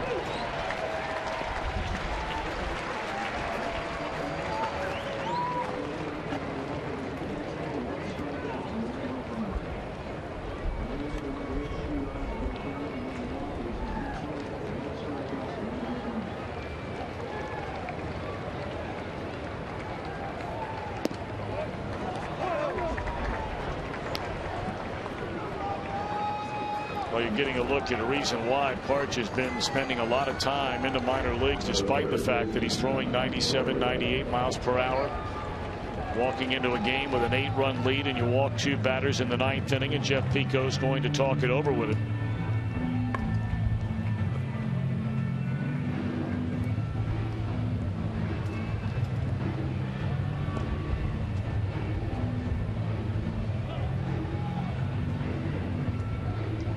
He was one of these young arms in the Reds organization that they use as a starter, really ever since they picked him out of Merced Junior College. And they just recently converted him to a reliever, and that's when that velocity has really bumped up.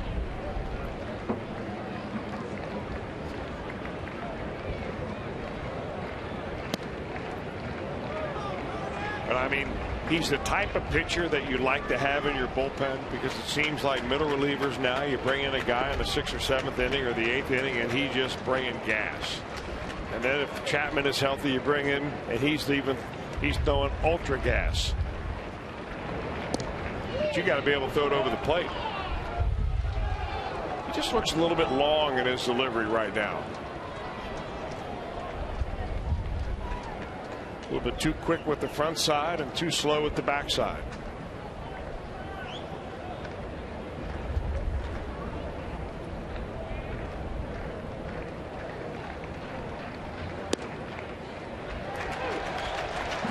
Took well off to get that in. 2-1 on Longoria. Reds have done a great job pitching in this series. They've allowed the 4 today, 1 yesterday, 7 runs in a 3-game series. Boy, how many 3-game series does your pitching staff allow a total of 7 runs without any further scoring here? And you go to the series finale to win 1 game in such series. But a strike away and an out away from celebrating the Reds' 4th victory of this season.